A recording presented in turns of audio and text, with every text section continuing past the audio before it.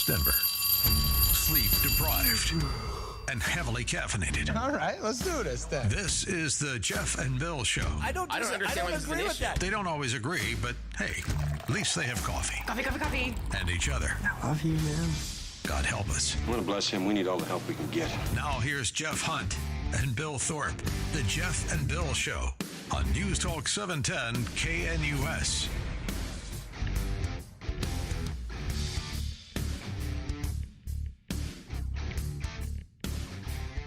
It is 6 a.m. in the Mile High City on this Tuesday, April 29th, 2025. Good morning, Denver, Colorado. You've tuned in to the Jeff and Bill Show. News Talk 710 KNUS. Today marks 100 days since President Trump took office. White House correspondent Jon Decker traveling with the president on Air Force One to Michigan, where he will mark the occasion, joins us live. Good morning, Jon. Thanks for joining the Jeff and Bill Show. Hey, good morning. Oh, thanks. Thanks for having me this morning. Really appreciate it. You get a very cool job. Get to ride on Air Force One. All right, tell us what today is all about. Well, today the focus is on the U.S. economy. In fact, in a little less than an hour, the Treasury Secretary Scott Bessent will be part of a press briefing to talk about some of the economic successes from the administration's point of view that have occurred during the president's first 100 days in office. Yesterday, we heard from Tom Homan, the border czar. He was talking about border security issues, and the White House used that as a big success. And then this evening, the president will do a campaign celebration. That's what they're calling it. It's a celebration of the president's first 100 days. He'll talk about some of the successes that the president has had. That will be to an audience in Macomb County, Michigan. And as you point out, I'll be on that trip today. And, you know, it's, I think, something that the president has looked forward to for a few weeks now, leading up to the campaign rally that will take place in Macomb County. That voice you're hearing is Jon Decker, White House correspondent. This has been a fast-moving administration. Give us a sense about how they feel the first 100 days went. Well, they feel very good about the first 100 days, certainly on some issues more than others. I think the biggest issue in which they do get good poll numbers has to do with border security. That was the focus yesterday. You know, you look at polls and they give the president good marks on that issue of border security and illegal immigration. I think the challenge for the president has to do with his tariffs policy. That's the big unknown. We saw the reaction by financial markets. We saw a real dip in financial markets because of concern that it could lead to a slowdown in the U.S. economy. It could lead to an uptick in inflation. So that's the big unknown, you know, what that policy in particular, what its impact will have over the course of the next few months. Yeah, that's where my questions lie, too, because we had a good first term with him regarding the economy up until COVID took place. The tariffs have seemed to kind of put us all over the place. And then you had Canada yesterday electing a liberal government. So, you know, how do they talk about the economy in a positive way from your perspective? Well, that's a good question. You know, I think that I received something in my inbox just within the past hour talking about various metrics, barometers in which they say the economy is doing well. They talk about gas prices, energy prices down since the president took office. They talk about interest rates ticking down, and that obviously impacts mortgage rates. And that's, again, since the president took office. But having said that, you know, just last week we saw the pace of home sales in the month of March, the lowest pace of home sales since 2009. And I think that has everything to do with the fact that mortgage rates are really high right now, and consumers, those looking for a new home, are concerned as it relates to the high mortgage rates that we're seeing right now, at least historically where they are right now, you know, around 7% for a 30-year fixed-rate mortgage. That's Jon Decker, NBC News White House correspondent. You've got one of the coolest jobs because you get to ride with the president on Air Force One. Jon Decker, what's one of the coolest things about Air Force One the average person doesn't know? What's one of the cool perks because you get to ride on the special plane? Well, I don't know if you know this or don't know this, but, you know, to me, I'm always impressed with the meals that you get on Air Force One. Really impressive, solid meals. I mean, I've been in business class on commercial airlines, but being on Air Force One and eating and maybe even having a glass of wine is really special and never gets old. Oh, so cool. Oh, that's so Jon cool. Decker, White House correspondent, traveling with President Trump as he celebrates his 100 days in office. John, thanks for taking time to join the Jeff and Bill Show Yeah, this morning. thanks. Have a great day. Thank you. You too. Bye-bye. Speaking of 100 days into Trump's second term, the country is anything but quiet, from mass deportations to tax cuts, Supreme Court fights to battling the deep state. Trump is charging full speed ahead. But is it progress or pandemonium? It's report card time on the Jeff and Bill Show. We want to hear from you. Give us a call, 303-696-1971. 303-696-1971, or text us on the Dan Caplis Law text line 720-819-5115. What grade would you give Donald Trump? A to F on his second term start. Has he delivered, or has the chaos returned with a vengeance? We want to hear from you.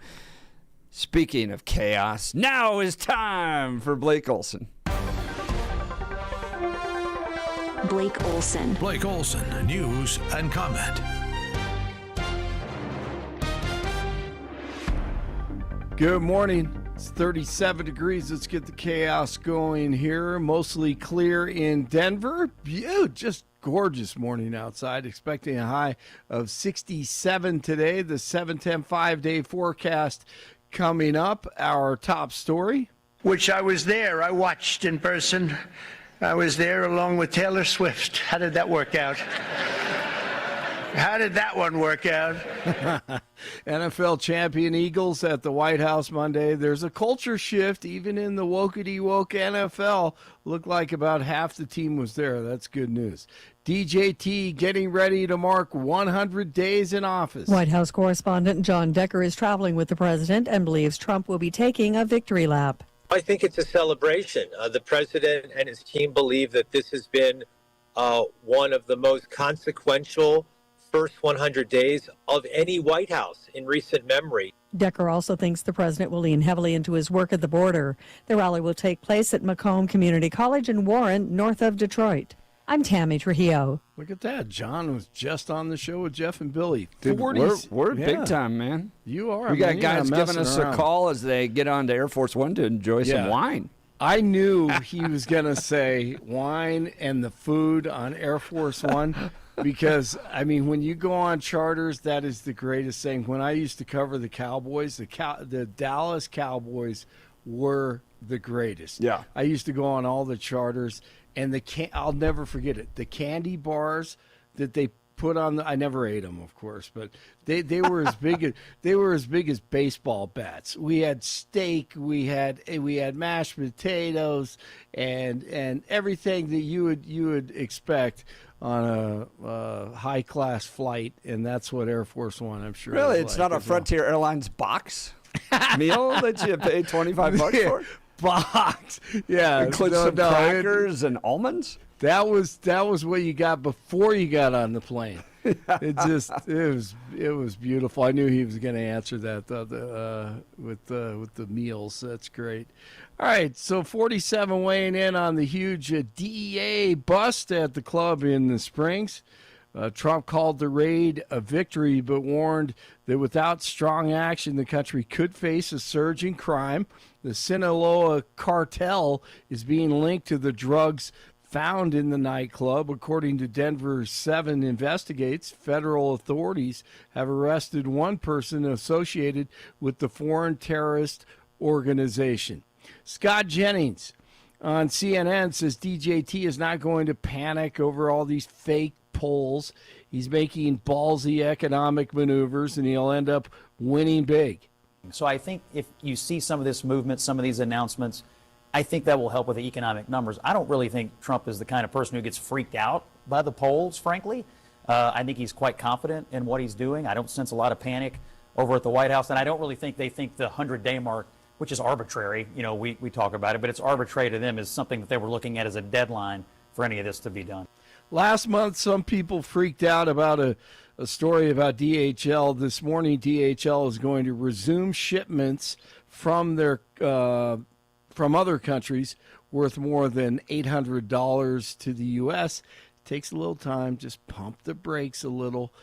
And then there's J.D. Pritzker, governor of Illinois, comparing the U.S. to Nazi Germany. The dangers that we saw in Nazi Germany, especially in the earliest days of Nazi Germany, are the dangers that we need to react to now. If we don't, things will get much, much worse. And so we've got to raise alarm bells to everybody. It's a 5-alarm fire, everyone. It's time to step out of your comfort zone and step out into the streets and speak up and make your voices heard. That is a crook who preys on ignorance right there. Police in Thornton looking for a man who allegedly tried to kidnap a teen girl Monday morning. The 15-year-old was reportedly walking near Thornton Middle School just before 11:30 when a man attempted to grab her. Police say the abduction attempt was caught on video, allowing them to release a photo of the alleged suspect. He's described as white, between 5'8" and 5'9", with a slim to medium build and blonde hair. He may also be driving or riding in a red sedan with a white bumper. The NBA championship trophy will be in Denver today. A bus carrying the Larry O'Brien trophy will be at the Union Station beginning at noon today. The bus is part of the NBA's road trip to the trophy tour, which allows fans to take photos with the trophy and take part in other activities and giveaways. The bus will be open until 8, which is the scheduled tip-off time for tonight's Game 5 playoff series between the Nuggets and the Clippers this evening at the arena. Series tied at 2. Last night, the Avalanche and the Stars in their series. Floats wide. As Nichushkin was tied up by Granlund. Back the other way comes Hintz. Driving the net, Rantanen. He's got it! Score! Against his old team! Rantanen for the first time in this series! And Dallas wins it 6-2 the final. Stars lead it 3-2. Avs with their backs against the wall. Florida authorities say the driver of a boat that crashed into a ferry Sunday evening, killing one, is cooperating. No charges have been filed at this point in the investigation. News brought to you by Lair Fireplace and Patio, Denver's premier source for everything fireplace, patio, and grills. Locally owned and operated since 1954. Online at lairfireplacepatio.com.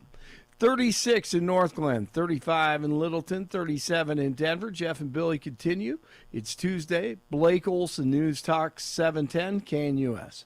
Your 710 5-day forecast will get some clearing skies as we start off our Tuesday morning. Morning temperatures in the upper 30s, afternoon highs lower and mid-60s. Just a slight chance for a late afternoon or evening shower or thunderstorm, otherwise partly cloudy and lows low to mid-40s. Wednesday, upper 60s, low 70s. A new cold front will bring increasing clouds, showers and thunderstorms Wednesday night through midday Thursday. Weather brought to you by Colorado's Best Roofing, reminding you to protect your home from the harsh Colorado weather. Schedule your free no-obligation roof inspection at roofingcolorado.com. Meteorologist Don Watzel in the 710 KNUS Weather Center.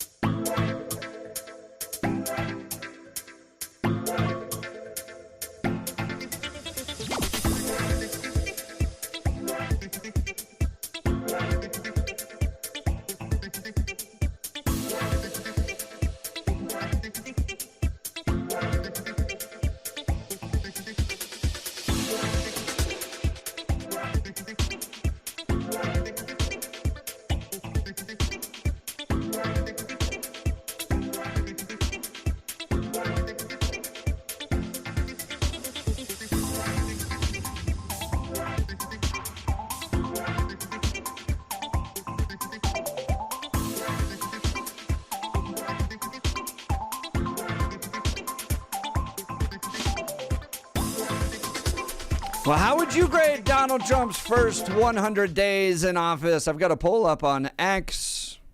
Got a few hours left to vote. Almost 1,000 votes at this point, Bill.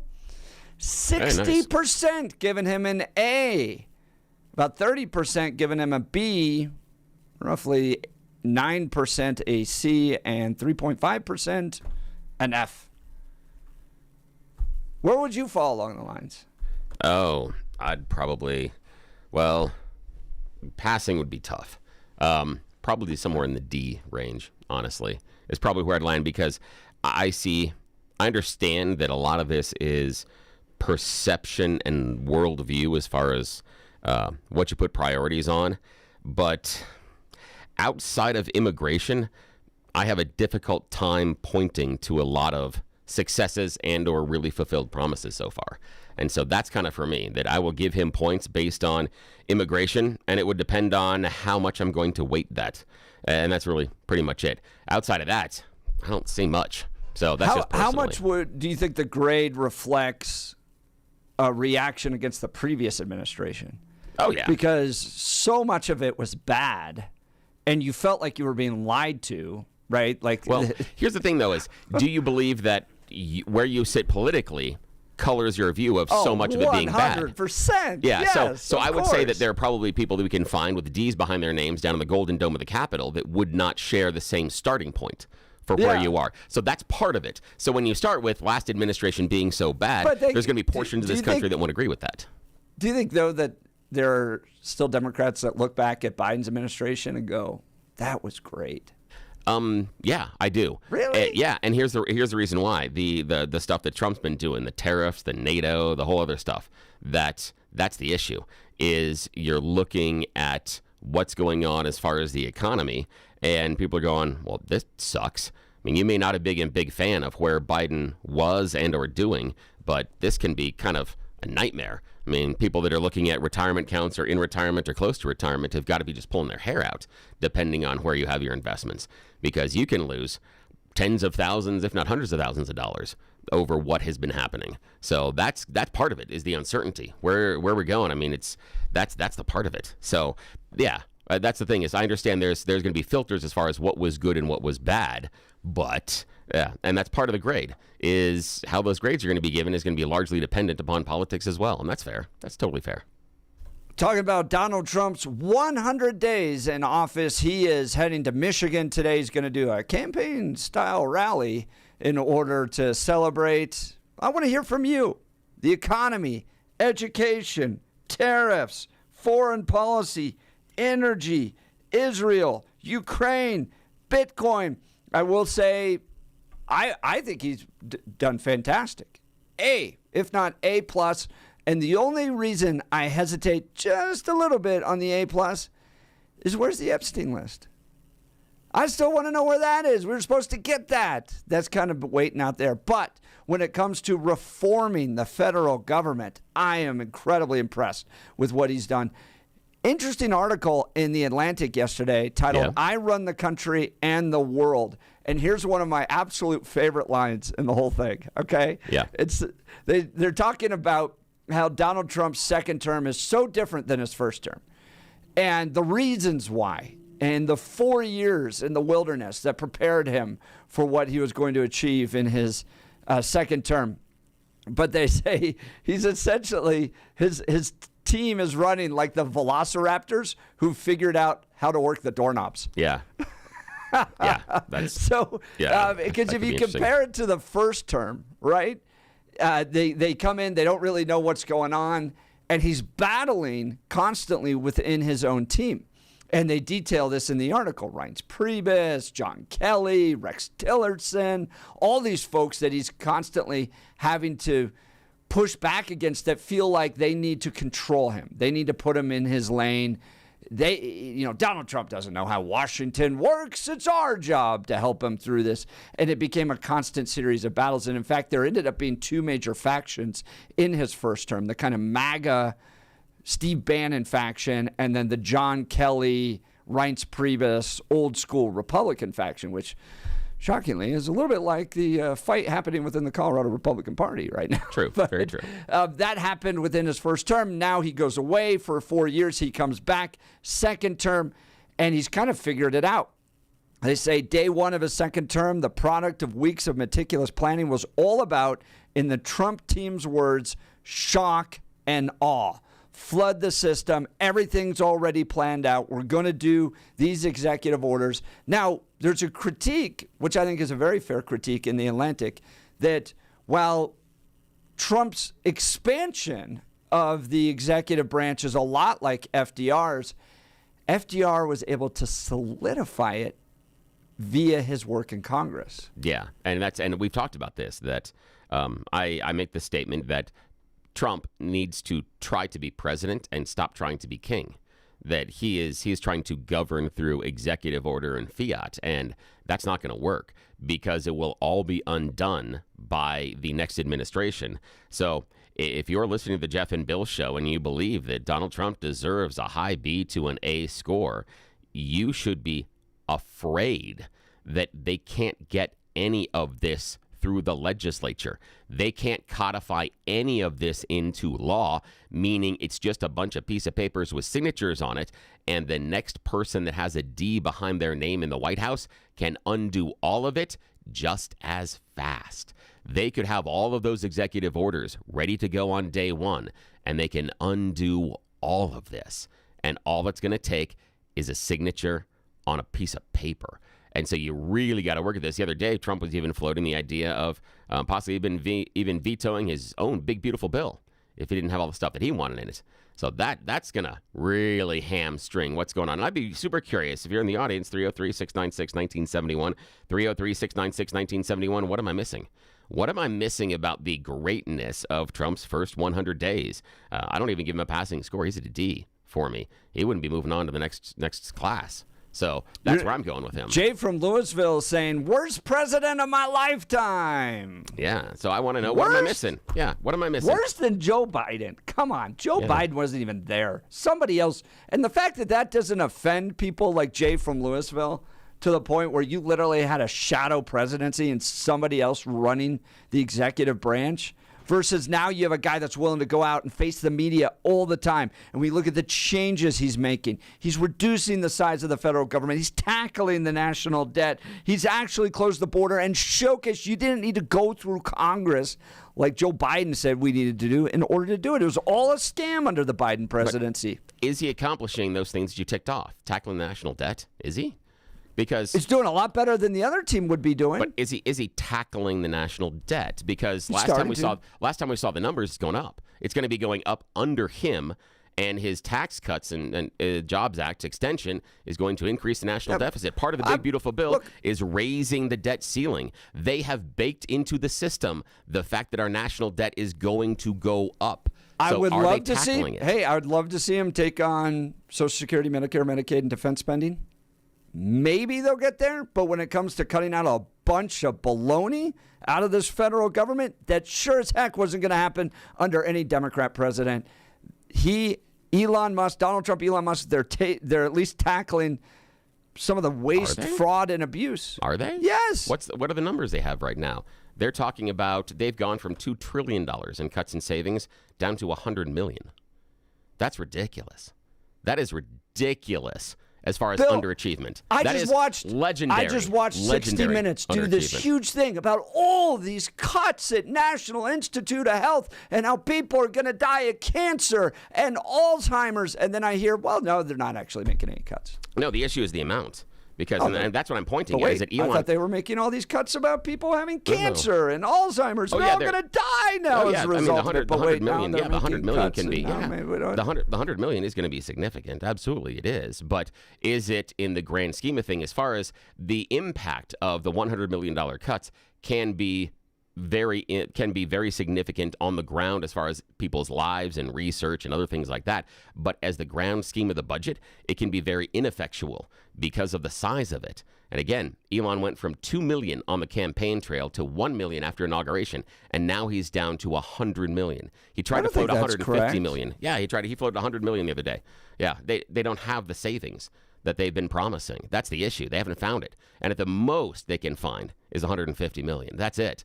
From $1 trillion is what we were promised. Doge publishes a running total of its estimated savings on its website. This is from the BBC, which stood at $160 billion the last time the site was updated. Yeah, but the numbers are wrong. On the 20th of April. Yeah, but the numbers are wrong. They miscount things, and that's been documented. They have stuff on there that doesn't count. They have stuff that is miscounted. What they've even done, this is how far it goes, is Doge used to put in the contracts and the agencies they were cutting. They've pulled that back. They don't release that information anymore because everybody's been disproving the numbers they've been floating.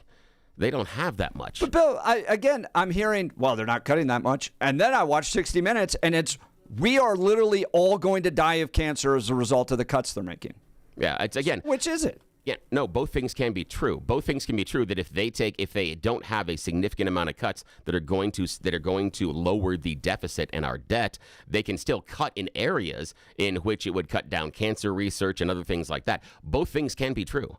Both things can absolutely be true at the same time. You can turn around and say, we think that our company is going to be making this chemical, and this chemical may contain some carcinogens, and you can look at the idea of, we need to cut back on the budget because our company is overspending, and we're going to cut out the research on carcinogens, but that can also not be a significant number to save enough money in the deficit. Look at the idea of what the state was going through. Colorado was going through it as well. Same thing, that you were getting all these cuts that were felt very, very personally on a number of levels, but as a total number, some of those cuts were necessarily in order for that to insignificant. be the case, then you'd have to see increased spending in other areas. Where are we seeing increased spending?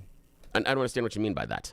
What do you mean by we need to see increased spending? So if you're saying we're cutting all these areas, right, that are really going to affect people, like cancer research and Alzheimer's research, and this big piece. I watched this yesterday at 60 Minutes. Yeah. It's like the sky is falling. We're all going to die because of these cuts to the NIH. Yeah, that's 60 minutes. We're cutting one, but then the cuts aren't that big, but then we don't have an increase in spending. What? No. It's and again, I'm We're not either here. cutting or we're not.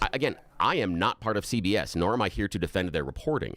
Yeah. And so what they're talking about is in these silos, in these areas, the cuts will be felt significantly by these populations. But you just told me the total cuts from Doge are $100 million. That's nothing. Wait, that's like hang on a sec. breadth of. That's not. Hang on. But what I just said is, in those areas that are being cut, they are going to be felt significantly. If you are someone that is working on cancer research, if you're someone that has cancer and they cut a significant portion of the cancer research, that is going to impact you. That's going to be far more significant than if they cut farm subsidies if you're not a farmer. That's the issue, is if you're in that population, it is significant for you. But the total number But no, Bill, I'm based on looking our right total now. budget? News: National Institute grant awards plummeted $2.3 billion under President Trump, and then you tell me, but we only cut $100 million. Yeah, but those awards, that could be something. Again, I'd have to look at what the number is. That could be stuff that is promised in the future that isn't actually going to end up being spent. That's not necessarily a cut because you're not spending the money right now. If I promise to pay you $50,000 over the course of the next 3 years, and then I go ahead and you've gotten 10,000 of that, but I don't pay the other side, that's not necessarily a cut. It's just it's reduced spending per se, but it's not necessarily a cut to the program. It depends on how they're doing it. But again, what we were promised is $1 trillion, and we're cheering $150 billion at most, and it's probably closer to $100 million. I'm just looking at $2.3 billion, and then that's just NIH. Well, what about USAID? And all the cuts that took place there. Yeah, so, but many of those cuts, I'm hearing two stories at the same time. One, Doge didn't really cut all that much. Ha, ha, ha. Elon Musk was this big political failure. And then, oh my goodness, the sky's falling. Look at all the cuts. We're all going to die of cancer and Alzheimer's as a result of it. Yeah, but that's not my premise. So that's fine. And that's going to be CBS's. But that's the issue is, these cuts are going to be felt by those populations. Yes, absolutely. And some of those are bad. But, as a total number, it's not that significant. It's not. We're not getting anywhere close to what Doge promised or Elon promised. And all I'm wondering is, and that's okay. We can sit there and go, they couldn't do it. They couldn't find it. The other thing we're not seeing is the fraud. Where are the fraud people? We haven't seen a single thing. They're prosecuting that. Pam Bondi has said it's definitely there, and they're working through the process right now. Yeah, but has she announced anything? Any investigations, any indictments, anything? I mean, yeah, anything she at said all. Investigations are going to play. Yeah, good. Yeah. How's that working out so far? But again, I think they're doing them. Let's see what happens. Let's see what happens. Yeah. Because so far, the information that Doge has released, we haven't seen much fraud at all, if any. And that's part of the problem. So let's see what happens. And that's the issue, is if we're going to cut this through fraud. Now, waste And, priorities, yeah, we can talk about that. But fraud was the sell, that it was bogus. That, Doge came out and said we had all those old people on Social Security. Nope, that wasn't true. Not true at all. So there are a number of times in which Doge has come out and announced things that happened and they weren't true. So that should be an issue. And if you're worried about, again, the reason I bring it up is if you're worried about the deficit in the budget, and that's what we were screaming about for the last 4 years from the conservatives, it's not being followed through on your budget priorities now. Where are all the cuts? Where is all this? Where to go? Where are all the cuts? I just laid out the cuts. Yeah. I just laid out the cuts. And 60 Minutes did a whole thing about how terrible the sky is falling because of all these cuts. Yeah. That's where the cuts are taking place. It's a heck of a lot better under Trump than it would have been under Biden, where this type of stuff would have just kept going. The government just grows and grows and grows and grows and continues to fund totally cancer research. Those types of things that are cancer research. We need that. But you just told me we're not saving. We're not saving much. So I think it's just political maneuvering. Donald Trump is delivering on what he promised. He's affecting the size of government. He's shut down the border, which didn't require an act of Congress, by the way. So all the Democrats that were running around saying that was necessary, not true. I think he's improved foreign policy. I think we're closer to peace with Ukraine than we ever were under Joe Biden. I give him an A. Didn't he just have to go on his own social media site and tell Vladimir to stop bombing Ukraine and shooting missiles? Didn't he just do that? And Russia Vladimir? Accepted a 3-day ceasefire. Didn't they? Did stop Vladimir? Yeah. For 3 days it has. Okay, yeah, sure. But Joe Biden wasn't even calling Russia. Wasn't even talking to Russia. Yeah. Because, so how are we closer to peace under Biden? Again, the issue being is, again, I'm not certain that we should be going towards peace. I think that's a mistake because Donald Trump's peace plan is to give Russia what it's captured. No, I'm not okay with that. I'm not okay with Russia going into a sovereign nation and taking land. I'm not okay with any sovereign nation doing that. And that's just universal. I don't care. I do not care about that. And the fact that we're operating off a premise of you can keep it. No, I'm not okay with that personally. That's just me. And I've been consistent on that. I think it's a huge, tremendous mistake. Would you be willing to risk World War III in order to get a 20-mile chunk of land back out of Russia's hands? I disagree with the idea of risking World War III. I think that's a false dichotomy. I think you're only putting two choices on the table, as if either we need to make peace with Russia or World War III. I disagree with that. That's a false premise. It's a false dichotomy. We'll just continue to spend money there. So the third option then is just a detente like we have now, where we just engage in trench warfare and sit there and continue to fund this thing? Give them more help. Yeah, absolutely. Yes, absolutely. And push Russia back. Because so far... Oh, you think Russia's just going to be like, oh, okay. Yeah, because we've had a degradation of more than 1/3 of their fighting forces and their military capabilities over the course of this. Yes, it has been a wonderful investment of money. They have nuclear weapons. Yeah, and so we're just going to push them back and continue to degrade their troop size, and then they'll just go, okay. Yeah, until they get back to their borders, yeah. Because nuclear weapons aren't an offensive weapon anymore as far as foreign policy. They're defensive. But that's the point. You've just degraded their military to the point, push them back, and you don't think they're just going to sit on those things? In their own country. You're willing to risk Vladimir Putin just sitting on his In their own country. Yes, yeah. Because Vladimir's not... why would you just limit it to his own country? Why wouldn't he strike somewhere else? No, but the issue is that he took over Ukraine, and you push him back inside his own Vladimir's borders, and what's he going to do? Going. Why not march all the way to Moscow? I've never argued for that. If you want to argue about that, why we not? can. No, because it's a sovereign country. I wouldn't take over the country. No, Ukraine has no business taking over Russia. Borders change all the time. Again, this is my plan. This is my position. Yeah. Ukraine has no position taking over Russia. But can Ukraine have their own land back? Yes, they should. Yes, absolutely. Yes, absolutely. Lots of text messages coming in this morning. Give us a call, 303-696-1971. Yep. What am I missing? What am I wrong about? There are a lot of text messages about me being wrong. What am I wrong about? Bill, what would you say? Non-passing? D? You'd give Trump a D. Yeah, I'd give him a D. That's probably where I am. And the only thing that's saving him, in my mind, is I appreciate the border. And I might be able to be convinced, it'd be hard for me to get to a C-. It'd be really hard because basically I see immigration alone. But I'm up to the idea and persuasion. If someone gives us a call, 303-696-1971, persuade me. Tell me why I need to give them a higher grade. I'm curious about that, how you're seeing it, and why am I so wrong? 5556 A+ to Donald Trump. I agree. A to A+ from me. 8913 B+. But Bill's right about executive orders, but it's almost impossible for any president to work with Congress because they're so partisan. and only care about their own power and position. 8913. Can Donald Trump solidify what he's done in his first 100 days by getting Congress to act, and how important is that? Join the conversation, 303-696-1971. Text us on the Dan Campbell Law text line at 720-819-5115. It's report card day for the president's first 100 days. How would you grade him? You're listening to The Jeff and Bill Show. This is Denver's talk leader, News Talk 710 KNUS.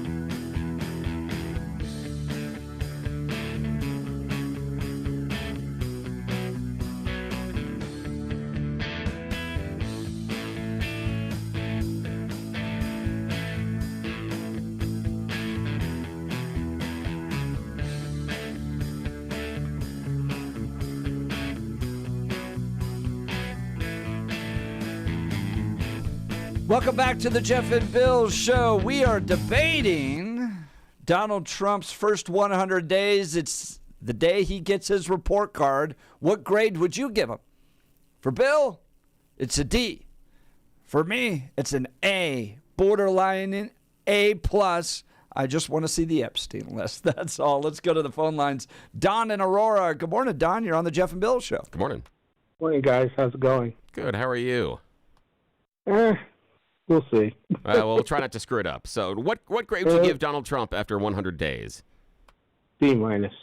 Oh, nice. Now, why? Explain it to us. What would be, if you had a little comment card, like we had in grade school, and they said, this is what you're doing in class, what would be filled in that comment card? I agree with his objectives. I don't agree with the execution. I think it's been a little too chaotic, and I definitely think it has spooked a lot of people. And how much do you attribute that chaos to Trump or to these progressive judges that are doing nationwide injunctions from a district court? Oh, I definitely lay it solidly on Trump. Let me back up a little. I've been a casual Trump watcher since he was married to his first wife, and he's always ran things with a bit of chaos. You can do that in a development in the development business. You can do that. You can't do that in the federal government. You have to bring other people from the other side of the aisle, and if you want anything long term to be done, just sitting there signing executive orders isn't going to accomplish anything long term. I think a good example is Doge. Doge had some good ideas. I think they really underestimated the amount of resistance they were going to face. I'd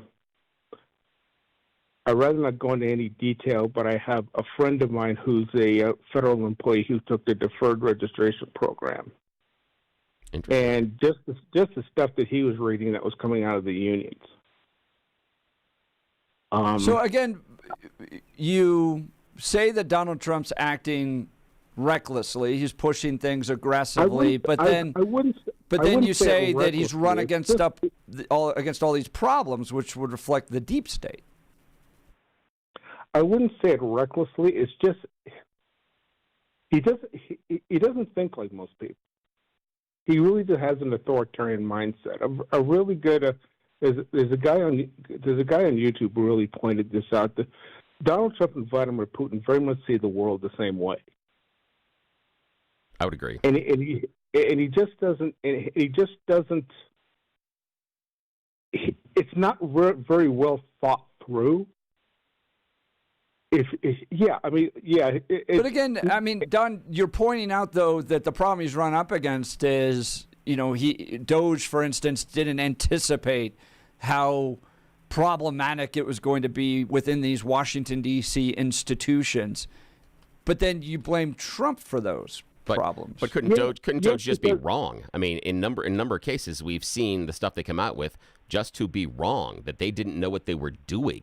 And so it's not that they came up against the deep state. It's not the deep state's fault that these young kids didn't understand COBOL as far as a program language and came out talking about a whole bunch of old people that weren't receiving Social Security checks. That's not the deep state making them unaware of what the programming language is or asking the questions about it. You don't think they've run up against any institutional challenges? No, I didn't say that. What I said is that it's you presented it as, oh, well, Doge would do this if not for the deep state. No. They've been stepping on ricks themselves over and over and over and over again. And I understand the idea about having the national injunctions. Again, it was never a big deal for anybody that was a conservative or a liberal for a judge to issue a national injunction until now with this president at this moment. Because they're doing so many of them. Maybe it's because it's a weaponized use of the judiciary. And here's the thing, though, is you've come to the conclusion that what Trump is doing is okay, so this is a weaponized use. It may not be okay. The executive actions he's taking may be extra constitutional, may not be within his purview. Some of this is like when Congress funds a department, that's law. You can't just through executive order change that. And there are rules around that. And it is Congress that dismantles those entities, and it's Congress that dismantles those budgets. It can't be done through executive order, and that's where these injunctions and these lawsuits come from. And the other part, though, is an injunction has to be national. It has to, in order for our judiciary to function, any time of injunction, because what you don't need is a ruling that happens in California, a ruling that happens in Florida, a ruling that happens in Massachusetts, a ruling that happens in Washington, D.C., all with different conclusions, and then telling a major court like the Supreme Court, fix it all out, fix it. All these different rulings are all, and that's why you have an injunction, as they say, at this moment, we are going to have an injunction. We're going to stop the other procedures, everything else, and we're going to figure out this rule, and then we move on. It presents the rest of the judiciary getting knotted up and making it untenable. That's the reason. I mean, it's completely and totally logical. Bill, this has been a tool of the left to throw wrenches into Trump's agenda. This is no different than the efforts to impeach him in the first term, where they're just drawing up anything they possibly can to try to interfere with him. Hey, Don, you remember when they went when Joe Biden issued those executive orders about the student loan forgiveness? The Republicans ran to courts right away to get those enjoined, didn't they? They started all those lawsuits. Yeah, so but same the thing. sheer number is totally different. Don, I appreciate the call. We got to get to You Choose the News. Don. We're going to continue this into the next hour as well. Feel free to give us a call. It's Report Card Day for Donald J. Trump's 100 days. For me, it's an A. A+. For Bill, it's a D. What do you think? 303-696-1971. You got You Choose the News. Coming up, you're listening to The Jeff and Bill Show. This is Denver's Talk Leader, News Talk 710 KNUS. My report card comment would be, stop eating paste.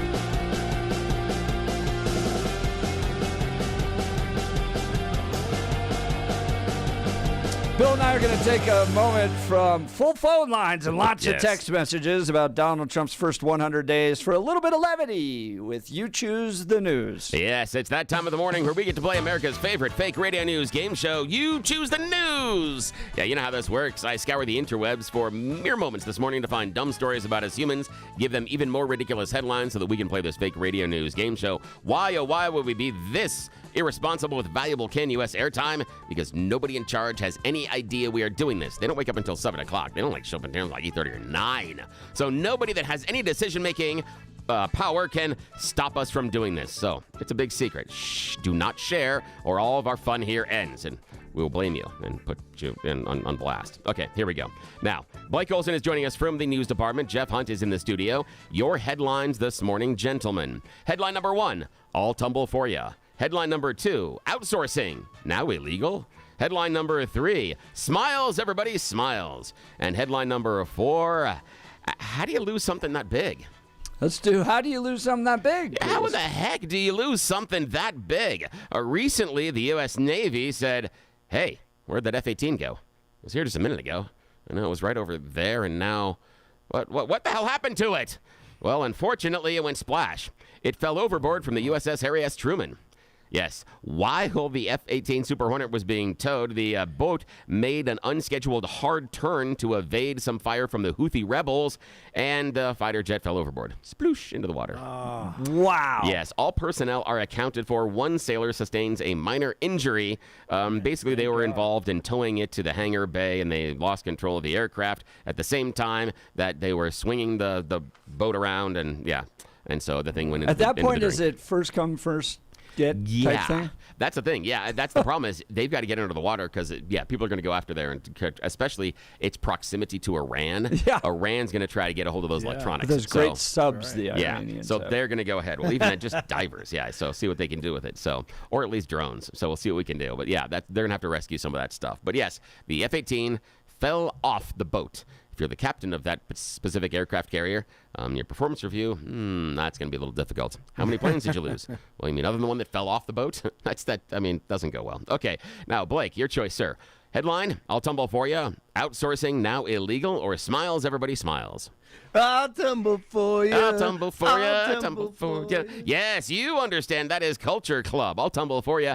And here we're going to talk about the tumbling from Miss Deborah Cobb. It was a cool May afternoon back in 2002, and she's sharing her story. She was 19 at the time, because this is a little bit of a cautionary tale. She said she had a habit of doing cartwheels. She was a young gymnast. Well, she decided one day at the beach she wanted to do as many cartwheels as she could in a row. She did 13 and collapsed into giggles afterwards, and that's when her friend ran over to her to help her up, and she realized something strange. I can't actually see my friend's face. Her face was a blur. Her peripheral vision seemed normal, but when she would focus directly on any items in front of her, there were no details. It seemed that she could just relax and she wasn't in pain, but then she began to panic when she wandered along a shopping street later in the day and found it difficult to even read simple street signs. By the next morning, she was mostly blind. Wow. She had a diagnosis that what happened is the blood vessels in the central part of the retina responsible for detailed vision had burst. It was small, like a tiny ink drop. It was central to her vision, and it took her about 3 to 4 months to get all of her vision back, simply from doing cartwheels. I believe that. I know. Wow. Absolutely. Yeah, absolutely ridiculous. Okay, Jeff, final choice. Outsourcing now illegal, or smiles, everybody smiles? Smiles. Smiles, yes. Mr. Rourke says this is just a fantasy, but anger is erupted inside of St. Peter's Basilica online because a number of people visiting the Pope are taking selfies, saying, look at me and the dead guy, and then posting it online. People even bringing selfie sticks. And a lot of the Catholics are going, ooh, to hell with you. Get behind me, Satan. Yes. It's like those guys at the grave. Yes. You don't take a selfie. Yeah. All right, you're listening to The Jeff and Bill Show. KNUS.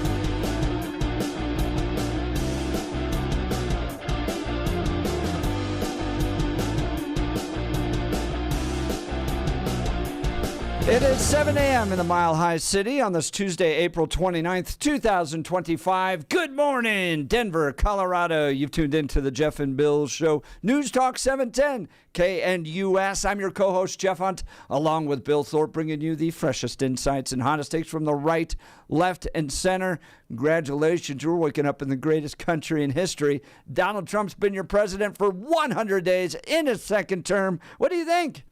Are you happy? Are you thrilled? Would you give him a passing grade? I give him an A+. I hesitated there a little bit because where's the Epstein list? I want to know about that. Billy, willing to give him a D. A D. Not quite a passing grade. And I'm grading on a curve. Immigration is the high point. Other than that, I don't see anything to celebrate. But that's me. And I want to know why I'm wrong. 303-696-1971. Got a couple of phone lines waiting for us. But there is a free one right now, 303. Yep. Yeah, 696-1971. Slide in there. Yeah, why am I wrong about giving Trump a D? We'll get to these phone calls and more, but now it's time for Blake Olson. Blake Olson. Blake Olson, news and comment. Hey, good morning. Tuesday, 38 degrees, sunny in Denver, expecting a high of 67 today. The 7-10 5-day forecast coming up. Our top story, DJT on Truth Social this morning, quote, 100 very special days, make America great again. So the president, once again, getting the message out early across all media and kicking off the day, complimenting his team on day 100. Trump with 142 executive orders in the first 100 days. He will rally in Michigan today. Press Secretary Caroline Leavitt says the president is excited to return to the state. 47 weighed in on the huge DEA bust at the club in the Springs. Trump called the raid a victory, but warned that without strong action, the country could face a surge in crime. The Sinaloa cartel is being linked to the drugs found in the nightclub. According to Denver 7 Investigates, federal authorities have arrested one person associated with the foreign terrorist organization. One of the reasons we know that the borders, southern and northern, have to be closed tightly is fentanyl. Today is National Fentanyl Awareness Day. White House correspondent. Wrong one. It was first observed 4 years ago by parents who lost their loved ones to drug overdoses. The goal is to remind everyone of the many deaths each year caused by fentanyl and to spread the word about naloxone, a medication that can reverse an opioid overdose. Progress has been made on bringing down the number of overdose deaths in recent years, but fentanyl is still the #1 killer. I'm Michael Kastner. Pierre Poilievre, leader of Canada's Conservative Party, has lost his seat in Parliament. Bruce Fentjoy, the Liberal Party, wins. Mark Carney, elected Canada's Prime Minister, globalist. Canadians got their feelings hurt by DJT and they turned back to the lefties. The House of Representatives wants to protect Americans from deepfake and revenge pornography. Lawmakers on Monday overwhelmingly approved the Takedown Act, which provides protections for victims of non-consensual sexual image sharing and AI-generated pornography. The bill, championed by First Lady Melania Trump, now goes to DJT's desk. The Senate passed the measure in February. Doesn't look like the Real ID deadline will be extended this time. The Trump administration says all the states need to comply by May 7th, and that is the deadline, the May 7th deadline. Real ID is enhanced security driver's licenses that will need in order to board any domestic airline flight. So you'll need that. And the deadline, once again, is May 7th. All right, the NBA Championship Trophy in Denver today, right before tonight's series continues with the Clippers. The Larry O'Brien Trophy will be at Union Station beginning at noon. The bus is part of NBA's road trip to the Trophy Tour, which allows fans to take photos of the trophy and take part in other activities and giveaways. The bus will be there until 8 o'clock tonight. That's when the Clippers and the Nuggets tip off. And the Nuggets, that series tied at 2. In hockey last night, the Stars and the Avalanche. Floats wide as Nichushkin was tied up by Granlund. Back the other way comes Hintz. Driving the net, Rantanen. He's got it! Score! Against his old team! Rantanen for the first time in this series! 6-2 Dallas wins it. Stars lead 3-2. Once again, the Avalanche with their backs against the wall. Can they come back to tie that series? 37 in Westminster, 36 in Centennial, 38 in Denver. Jeff and Billy continue Tuesday. Blake Olson, News Talk 710 KNUS. Typical late April weather for Denver. Temperatures will be in the 60s today, partly cloudy. A couple of showers and thunderstorms this afternoon and evening. Temperatures will make the 60s, near 40 tonight with showers ending. Near 70 Wednesday, partly cloudy. A few showers and thunderstorms late. And then overnight and into the day on Thursday, showers likely, cooler Thursday with highs only in the mid to upper 50s. Weather sponsored by Colorado's Best Roofing, reminding you to protect your home from the harsh Colorado weather and schedule your free no-obligation roof inspection today at roofingcolorado.com. That's roofingcolorado.com. Meteorologist Don Day in the 710 KNUS Weather Center.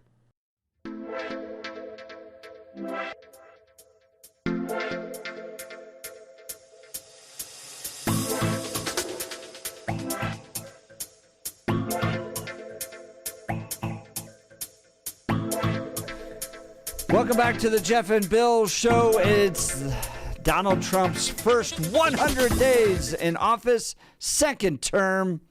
What do you think? How's he performed so well? Lots of issues to cover, everything from the economy, border security, tariffs, education, foreign policy, energy, Bitcoin. What about that Epstein list he was supposed to release? Let's go to the phone lines. Tony in Littleton, you need to grade the president. What's your grade for him? Yeah. Well, I wouldn't be as generous as a curve on Billy's number. So instead, I know you're at an A or an A plus, but instead of, I'll take a different approach. Let's talk about the polls and why is he lower after 100 days than any other president in 70 years? And I'll focus on those issues that are bothering people. You know, he's upside down on the economy. He's upside down on his foreign policy, on Ukraine, on tariffs, Tony, on I his don't care attack about on the polls. courts. Tell me about how he's done. Well, the polls, I think, reflect that does reflect why so many people are upset with how he's performed in his first 100 days. You know, and you can't dismiss Tony, the polls what do you as think all he's being fake. done? What do you think he's done that he hasn't promised to do? Or didn't deliver on something he promised about? I mean, I think he's done everything that he was promised he was going to do. I think he's promised. He did make promises, and he's done most of what he promised. Now, I don't remember him saying he would attack colleges. I don't remember that. I don't remember him saying he would attack the courts. I don't remember him saying that. He's done mostly what he said he was going to do, but I think most people, as they say, take him seriously, but don't take him literally. Well, he's literally done what he said he was going to do. So the tariffs are affecting the country already, and they're going to hit us harder over the next few weeks. And now we're looking at a possible recession. Those things are bothering people. I'm just telling you what's bothering people. His attack on courts, colleges, and the press are unparalleled. And you think that's new, dangerous. though? You think that's new? Pardon me? He did that in the first term. He dealt with that even when he wasn't in office. He had to deal with the courts and the press. We'll take one issue. Let's take his suits against CBS and I think, a $20 billion lawsuit. Nobody cares about those. He has delivered on exactly what he said he was going to do. What do you mean nobody? Polls. Wait a minute. Stay with me on this one issue. Stay with me on the one issue. Jeff, stay with me on the one issue. We'll stay with this issue on the press. You say nobody cares about that.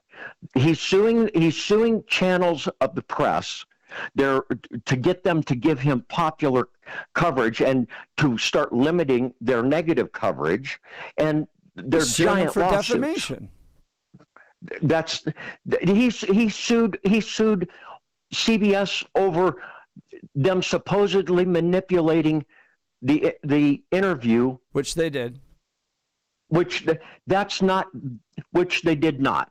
But they're paying him but anyways. Tony, you think on the list of everything people are concerned about, a lawsuit against CBS makes that list? No.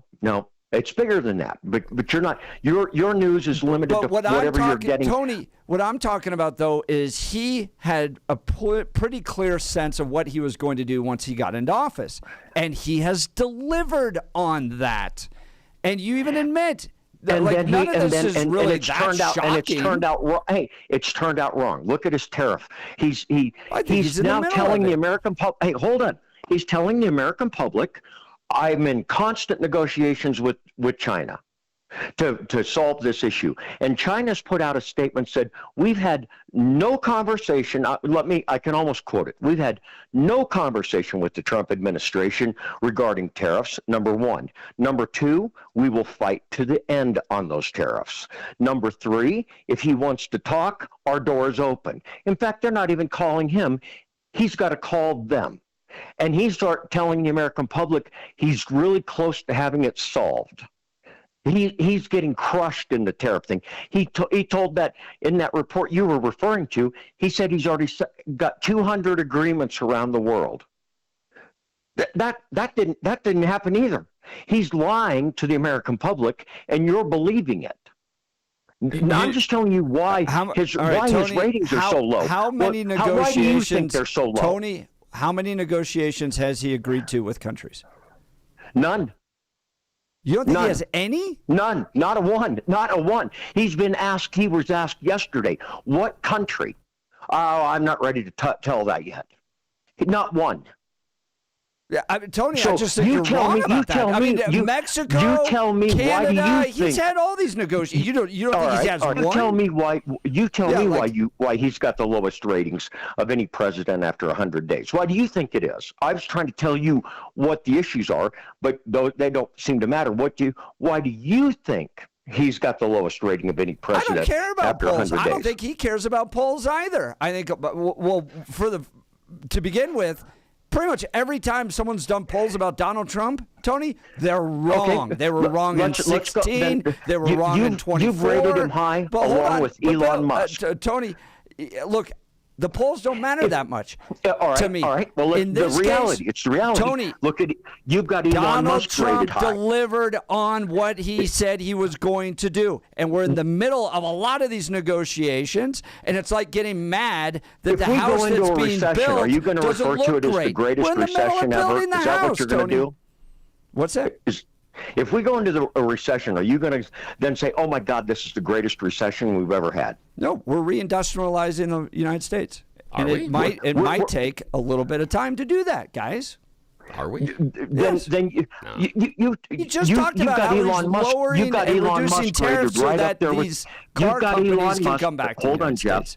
You've got Elon Musk rated right up there with Trump. You think he's doing a terrific job. Fantastic. The facts are then why is his business, his car business just almost tipped over? That's a fact he's putting time that to help people our are not government. happy with Elon Musk. Tony, you just did a bait and switch there. You asked me how he's doing with Doge, and then you said, well, he's not running his companies that well. Maybe Billy already gave you what started you down the path on the numbers. The numbers that he's reported, he's not come close to what he said he was going to do. It did start at $2 trillion, then it went to 1. Then he said, and Billy, I'll correct this, $150 billion, and no, it's $50 billion. And it's across a whole lot of small programs like NIH. So Tony, I'm gonna do the same thing I asked you, or I asked Bill about this. Are all these protests then about massive cuts coming to the federal government a lie? The damage he's done is on the fringe. You can do a lot of, like colleges. They're not the public is not happy what he's doing to the colleges.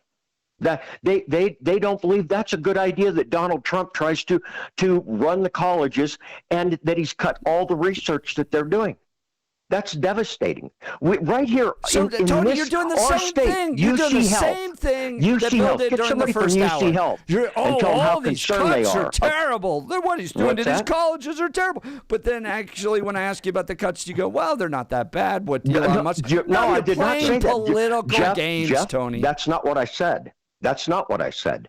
The cuts that they've made from a dollar standpoint are de minimis relative to what Musk promised and what he's told people, but the places he's cut, the fringe places that he's cut, are serious cuts.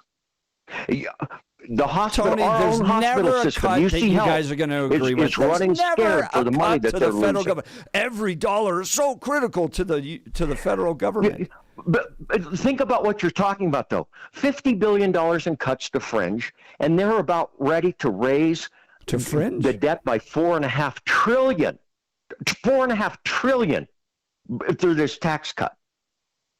Because so can you see the difference between $50 billion in savings and then add on $4.5 trillion in tax cuts? Tony, you believe that the money belongs to the government, not to the people. I asked you straight away question. What's the use of all that he's done to whack $50 billion, and you're not even flinching at the $4.5 trillion in extra tax cut money, the debt to increase by that amount? Doesn't that freak you out? No, because I think you misunderstand how businesses grow. Tony, it's about revenue that comes into the government, not taxes. Right. So Tony, hold on. When you cut taxes and you empower governments or businesses to grow, they produce to that comes in part to the government. You believe you're going to tax your way into prosperity and reducing the debt, and it's never going to happen, Tony. Then at least let's acknowledge the fact that trickle-down economics that you've talked about, that's what you're talking about, that's failed 3 times. 3 times. It failed during Donald Trump's first term. Socialism has failed every time. You're reverting to socialism. That's not even the debate here. The debate on the table is: does the $4.5 trillion in tax cuts is that going to increase the growth? That's what he's promising. It'll increase the growth, and that will offset the tax cut. It didn't in his first term, so why is it going to work in his second term? Tony, I don't know the exact debt number. What was the debt number under Donald Trump without taking into consideration COVID? It was before. All right, I'll answer that. I'm not penalizing him for COVID. When he started the tax cuts, when that tax cut went into place, this got buried because COVID came on top. I'm answering it. I'm answering your question. When he took office, the deficit was $500 billion a year. Obama had gotten it down to $500 billion.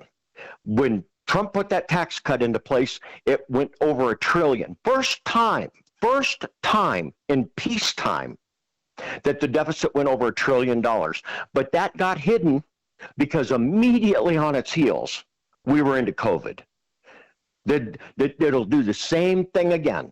There's no secret here. No, you believe you're going to solve the debt problem by taxing your way out of it, and it's never ever happened in world history. That's not what I appreciate the call, Tony. It has though happened, Jeff, because the idea being you're talking about getting out of a deficit. If you had someone that was a business owner, and thanks for the call, Tony. If you had a business owner and you asked them that you're running on a deficit, do you cut how much you're spending, or do you grow revenue? Both. But you do both. But most businesses, and you most think business you're owners will grow say revenue we by need to stealing grow it revenue. from other people. We need to grow revenue. That would be the idea: is you need to grow revenue. And you believe That's the easiest only way to grow revenue is to tax it. No, that's one of the ways, but there are other ways as well. But that's not by having a successful economy, which we didn't have under Joe Biden. All right, let's go to. It's debatable. What are we dealing with on time? Let's do. Let's go to Parker. Yeah, Parker in Longmont. Parker in Longmont. Good morning, Parker. You're on the Jeff and Bill Show. Morning. Morning, Jeff and Bill. First of all, I'd like to say that I wouldn't want Bill as my professor because I don't like the way he grades, but that's okay. We just have differences. I would have to say I'll make it pretty simple, give Donald Trump an A+. I'm with Jeff on that. If he didn't do anything for the rest of his term in office except secure our borders, make our nation safer for our people in this country, and, back our military and our law enforcement, I think he gets an A+ on that, and that would take him through the rest of his term, even if these other things didn't get done that he's trying to get done. And he's going to have the headwinds to get a lot of these programs done. It's just the way it is, And I truly believe too that we could probably get rid of about 50% of all the programs we've got going in Washington these days and say, hey, we would be just fine. The American people would take care of our people. Tell me this, Parker. If we can get rid of 50% of the programs, why hasn't Doge and Trump done that?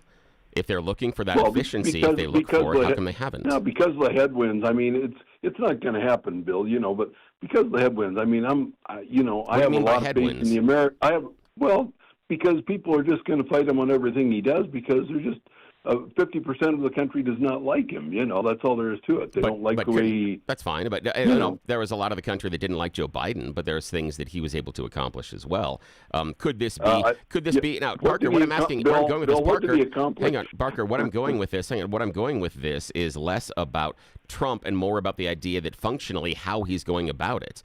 And that's what I think the weakness is in your argument so far. Is he's going through it through executive order, so it can be rolled back. We get somebody else like a President Gavin Newsom or a President AOC, and again I'm trying to scare you with those names purposefully. I know, but that president potentially can just roll back all of these great accomplishments by Donald Trump. Doesn't that worry you at all? Well, no, it really doesn't worry me. It really doesn't. Why not? Because because I think for the most part, our country is going to grow. Our country is going to do just fine. I'm pretty positive on that. Is it? I think, even if they roll back a bunch of those, I mean, really, who makes America work? It's the 365 million people that go to work every day, and we work with every nationality under the sun, and for the most part, I'd say we do just fine. Let's look at that though. Let's look at that. So the people doing the work, etc. Consumer confidence has dropped 4 months in a row since Donald Trump was elected. It is the lowest it's ever been, I believe, on record, or near the lowest. Yeah. That doesn't say a lot about. And I understand Jeff doesn't like polls, but that is a real world poll. And again, the economy runs on feelings more than anything else. Just ask Joe Biden and the Democrats about the last election, as far as the economy running on feelings. And so that is a direct poll of the U.S. Economy. People saying they're not strong and they don't trust it at this point. Bill, I think you're wrong on the feelings part of it. I think the reason that Trump got in there is because the people wanted one thing. The top priority was secure our borders, bring back law and order in our country, protect our citizens. And I don't care what anybody says, whether you like this guy. I don't 100% agree with everything Donald Trump does, but I do believe he's got the heart of the American people there. Well, Parker, though, he talked a lot about lowering prices, lowering energy prices, lowering grocery store prices on day one. I think it'll happen. Happen. No, he said day one. He said it would be so easy, and we're 100 days in, and we're not seeing the reductions that he's promised. I mean, eggs are down, but eggs are higher than any time they've been since 2022. Gas is up since his. I still think. How are eggs down and then also higher than any time since 2022? Because of how graphs work. Because where you are in the point in the graph in 2022, the graph line can go up in the air and then it can go down in the air. And so where we are now can be a drop from where it was on January 20th, but it also still can be higher on the graph than they were in 2022 when everybody's complaining about prices. Is it higher than the 1800s too? Normally, yes, but if you look at the idea of where the arc is, but Donald Trump was talking about, but again, if you're talking about if you're comparing 1800s to now, based on time value of money. That's different than 2022 to 2025. Time value of money constrains the comparison because, the dollar always. But you just switched there. He said that he was going to lower costs on day one. He has lower costs since 2024.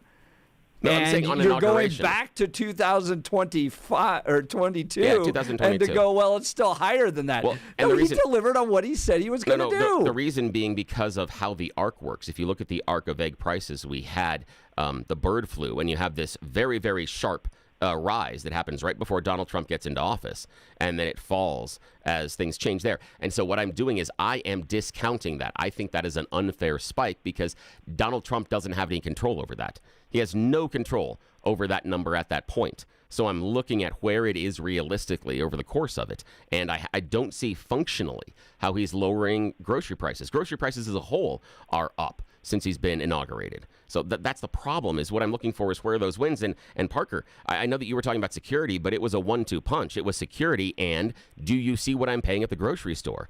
Those were the two narratives that were going. And right now I'm hearing you say that he has succeeded on 50% of it, but not on the other 50%. And would that be fair then, Parker, to give him an A if he only completed 50% of the work? Yeah, because I think the 50% that he did make great headway on was the border, and I think that's probably about 3/4 of what the American people, maybe more, wanted more than anything else in our country. No, I think the American people will say, hey, we'll take a little bit of this other pain, and I really believe it's going to be good for everybody. Oh, no, give it another Parker, you crossed the line there. Parker, you personally crossed the line. Once you said, I think the American people said, we'll take the pain. No, my friend. The whole idea was the pain they were feeling in their pocketbook and their budget, and that's why we couldn't possibly have another Joe Biden or a Kamala Harris regime, because look at what they had done to us. We were feeling the pain with that Biden group, I know, but again, 4 years you said the pain. Here. Yeah, you said the pain, and the pain hasn't disappeared. And what I'm looking at is you're saying we felt the pain all the way through the Biden group. I don't remember a single Republican voter going, you know what, I'm going to stand a little more pain so Donald Trump can do X with the economy. It was I need I relief. think they're willing to give him some time to work here. Yeah, we got to give him time to work. Promise. That wasn't the day. I know. Give it a little time. Yeah, the guy that said day one, and it's easy now says we have to give him time. That's the issue. That's Bill, what we the show got. just Thanks for the showed call, you how Parker. it was day one. All right. Appreciate the call, Parker. I appreciate your thinking on that. Where are we on the breaks? All right, we got to get to our first one. Yeah, we got to take the first break. Yeah, but hang with us, Francis. You're up after the break, man. All right. Phone lines are open. We got a few open lines here. 303-696-1971. It's Donald Trump's first 100 days in office of his second term. It's report card day. Is Donald Trump going home to his parents with an A, a B, a C, a D, an F? I think A+. Bill thinks a D. What do you think? Join the conversation. This is the only show in Denver where you get to be a part of it. Give us a call at 303-696-1971 or text us on the Dan Caplis Law text line at 720-819-5115. Look, are you ready to transform your kitchen or bathroom into a stunning masterpiece? Look no further than The Art of Granite for your premier destination for exquisite granite marble quartz countertops. For over 15 years, Mitch Flora, owner of The Art of Granite, has been crafting and installing custom countertops, fireplaces, showers, and more. Their team of experts will guide you through the selection process, ensuring you find the perfect stone to match your style and budget.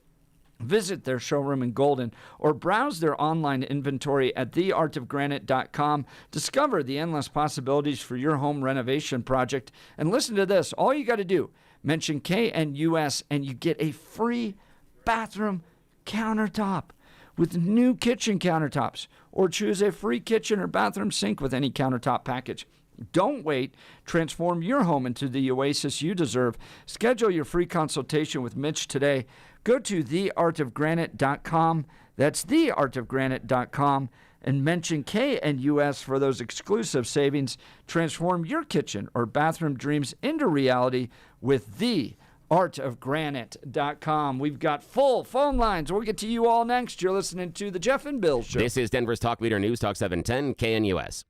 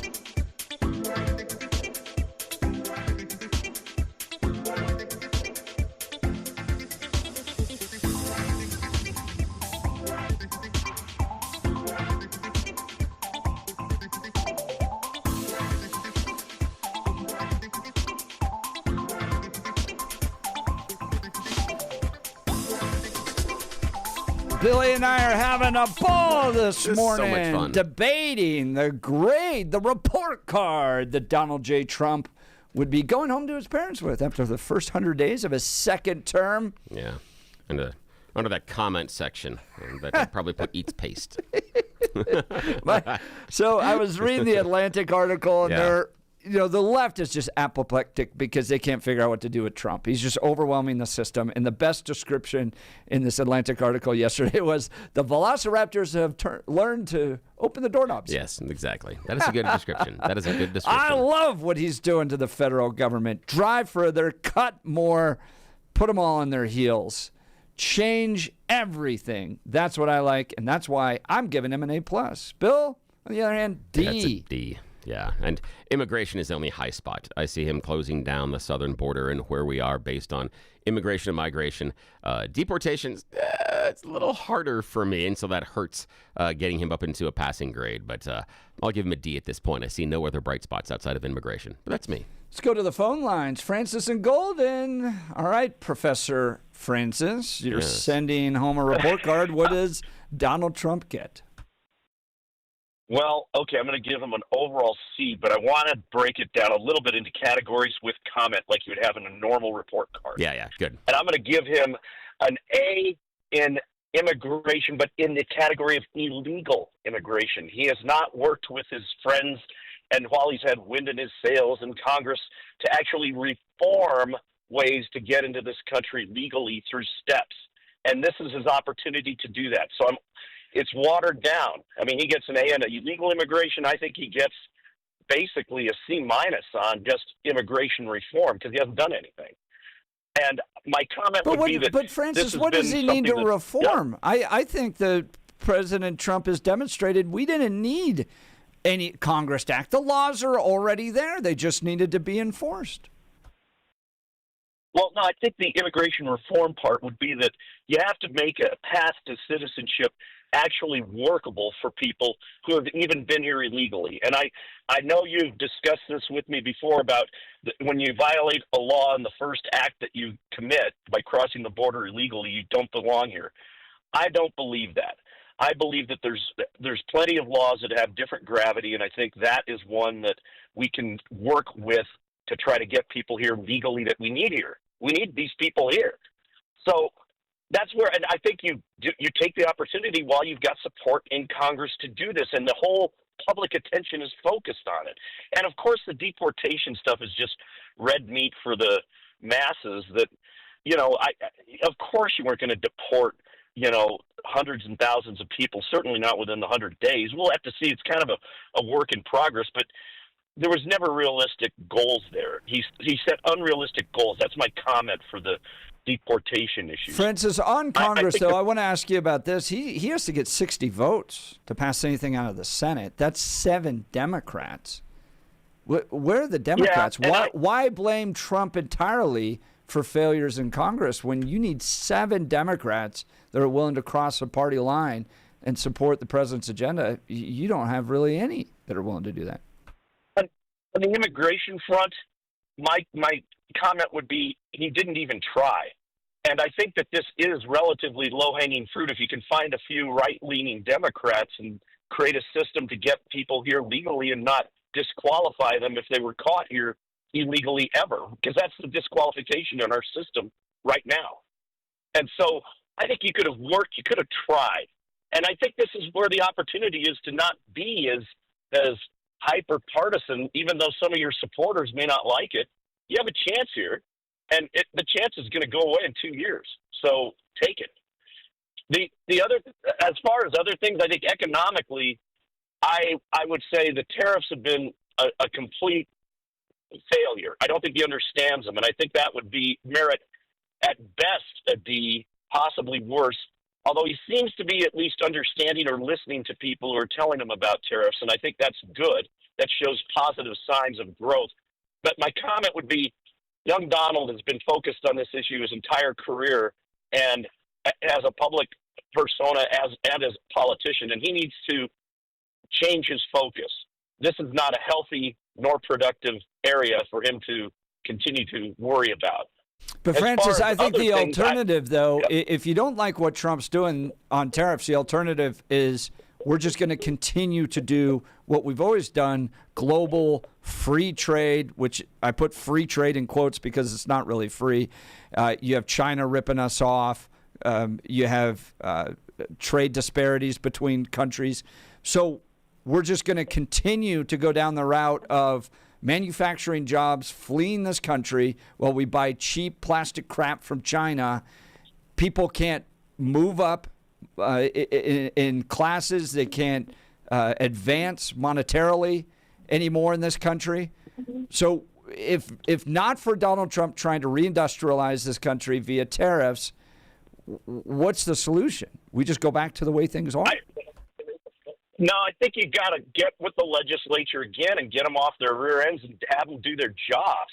Here's the problem I see is that I don't believe that there is a CEO of any company anywhere that is going to take off and try to get factories permitted and things like that with all the time and effort that it takes and money in the face of a weak T executive orders on tariffs. Those are as temporary as you can get. They don't have force and effect of law. And if I'm a CEO, I'll be doggone if I'm going to start sinking money based on that sand foundation. And so I appreciate the problem that he seems to have addressed, but he's missing an opportunity on a correct way to fix it. And once again, I think this is all part of once I get to another comment about Donald Trump is that I really think one of my primary comments, and this would be in executive orders on all of this stuff, is Donald Trump appears to suffer from a form of ADHD, and I very strongly, despite whatever Robert Kennedy would say, would recommend some form of a prescription to help his attention deficit disorder because he clearly has it. I would also say, as a teacher grading Donald, I would say I strongly recommend that you limit his screen time. It only inflames his obvious ADHD and creates a attention and time wasting problem for Donald in completing tasks. The final thing I would say as a comment is just Donald needs to focus more on tasks at hand, once again an attention problem, rather than Donald. Donald's primary focus always seems to be on Donald. And so I would strongly advise that we work on continuing to kind of eliminate distractions so he doesn't lurch from issue to issue making mistakes and focus on tasks at hand and that one task that's off of his agenda is him. Well, Francis, I think that's the most comprehensive grade report we've received today. I may disagree with portions of it, but Francis, I really appreciate the call. I love the fact that he can manage so many complex things coming at him all at one time. Francis, I just disagree with the idea of he needs to focus entirely on maybe a select few issues. Some of the most successful CEOs I've ever met are people that have had ADHD, because to take everything coming at you all the time requires somebody that can jump in between them all so quickly. But I will tell you, Francis, you definitely thought through that. Well done. I appreciate the call. 303-696-1971. If you'd like to join the conversation, let's go to Chad in Greeley. Good morning, Chad. You're sending Donald Trump home with a grade report. What is he getting? You know, I'd probably give him a B overall, a 3.0. Immigration, he's done pretty good there. Yet people are going to have patience on this economy. You can't just snap your fingers and expect prices to go down. Inputs are going to have to go down. But Chad, didn't Donald Trump, though, on the campaign trail say snap of the fingers? Numerous times he said day one. Numerous times he said it would be easy. Numerous times he said we would be bringing them down right away. So are you excusing his behavior for not reaching his stated goals? Are you becoming one of those enabler parents that despite the child saying, I will turn in the book report on this day, you're saying, well, you have to understand it takes longer to put together the book report? You've worked in the private sector, haven't you, and managed cash flows? That doesn't happen immediately. Anybody with any common sense, any business knowledge knows that cash flows cycles take time. But why did Donald Trump say that then, Chad? Because he's worked there. He is a guy that has run all these large businesses. He understands cash flows probably on a level that I don't. How could he possibly then stand there on the podium over and over and over again and promise us on day one it was going to happen? Because he should know better. He should know better, shouldn't he, Chad? He should know better. He should know that he was lying to us. Is that what we're saying? Stop. Right away, he got busy doing the things that he could to lower input costs. You know, Like and people tariffs? might not agree with it. Tariffs don't lower input costs. You know that. Well, how else are you going to force people to negotiate? We've been getting screwed. You're going to have to go blow for blow. Chad, your point was lower input costs, and tariffs do the exact opposite. So he's not lowering input costs, is he? So are we just going to continue, you know, how else are you going to force people to negotiate? How else are you going to do that? See, the thing for me is that you use the word force, and that's where I think Donald's making a huge mistake, especially trying to force our neighbors, Canada and Mexico. Remember, during Trump's last administration, he signed the biggestest, most beautifulest, most wonderfulest trade deal ever. He redid NAFTA that he said was horrible, and he signed the USMCA, saying it was one of the greatest trade deals in all the history of everness. And now it's horrible? And now our neighbors, the trade deal that he negotiated, somehow our neighbors are violating us and taking advantage of us? Something's not straight, man. Something's not straight. Yeah, things I don't know the details of those those said trade agreements. I do know. I work in the ag industry in Greeley, interesting. Okay. And you know, and so. People, it's not good. The reality of it is, it's not good. You know, it's not good all the time. No, not things all. go up and things. Now what things about go this? up and things go down. Now and, you know, the American. Yeah, you're in the ag industry. What about the idea that, you know, some of the tariffs and some of this trade war hurts things like the soybean industry here in America? We try to export a lot of our soybeans over to China. China went to a different supplier during Trump's previous trade war. What about that? Yeah. Stop. Here's the deal. Yeah. Soybeans are obsolete. Brazil has raised their acres farmed by two times. Yep, They've you're doubled their amount of acres in production. Soybeans are obsolete in this country. I would agree. Yeah, but the idea is we still have farmers that are out there that are farming them. So do we allow? So I'm leaning on your expertise and your information as far as being in that ag industry. Do we just tell those farmers that, well, you've got to choose another crop, or do you tell them they have to change, or do they sell that land? What would be your solution if soybeans are obsolete? What would be your plan? If I gave you Trump's ear and said this is how we need to transition that part of the industry, that part of America's agriculture industry that is worth billions of dollars, what would be your idea? I'm just looking for your experience, man. That's it. I mean, there's no judgment. I'm just wondering. You know, they're just going to have to adapt and roll with the times. That's fair. Yeah. No. Chad, I appreciate the call. Thanks so much. Chad. Chad's Appreciate line that. will be open. Speaking of farmers, let me tell you about our good friends at the Colorado Farm Bureau. Whether you pulled out your skis or snowmobiles this last winter, it was a great year for winter fun, but the snow means even more to Colorado agriculture, and I want you to know that our state's farmers and ranchers are doing their part to protect our future water resources. The people of Colorado agriculture always have conservation, efficiency, and reuse top of mind when it comes to water use. As the metro area continues to grow, the Colorado Farm Bureau leads talks with state policymakers about preserving water for all areas of the state as pressure on the water system grows. It's going to take all of us to find a solution. My friends at the Colorado Farm Bureau are leaders in water conservation and water policy. They understand how to balance water for crops and water for families, and they're doing more with less. You can do your part. I recommend you join and become a member today. All you got to do, go to coloradofarmbureau.com. That's coloradofarmbureau.com. Join them there and help support the great hardworking farmers that are producing food for our dinner tables. All right, we'll get to more calls. We do have an open line. Give us a call, 303-696-1971. You're listening to The Jeff and Bill Show. This is Denver's Talk Leader, News Talk 710 KNUS.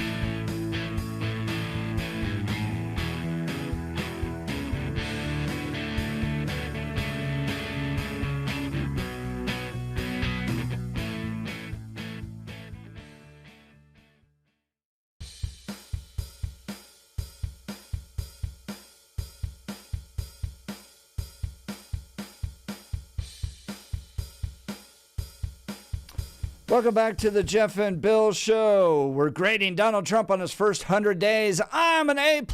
Billy's a D. And that pretty much reflects what this show's all about. Yes, it does. And everybody else is calling in to share their thoughts, that's which great. we love. Let's go to the chairman. The chairman. What grade do you give the greetings, president? guys. How are you? Doing good. How are you, Greetings, Chairman? guys. I'm doing good. Just going through the I-25 corridor. Oh, my goodness. Now, if we don't finish up with you here, we'll hold you and bring you back after the top. What grade would you give Donald Trump? I'd give him an A, An A? Okay, Chairman, hang on right there. We're going to tease you because we're going to tease it with an A. We're going to get back to the chairman in a second because you hear the music in the background. We're going away. Bye-bye. Yep, chairman will be. Stick around, please. You're listening to the Jeff and Bill Show. KNUS.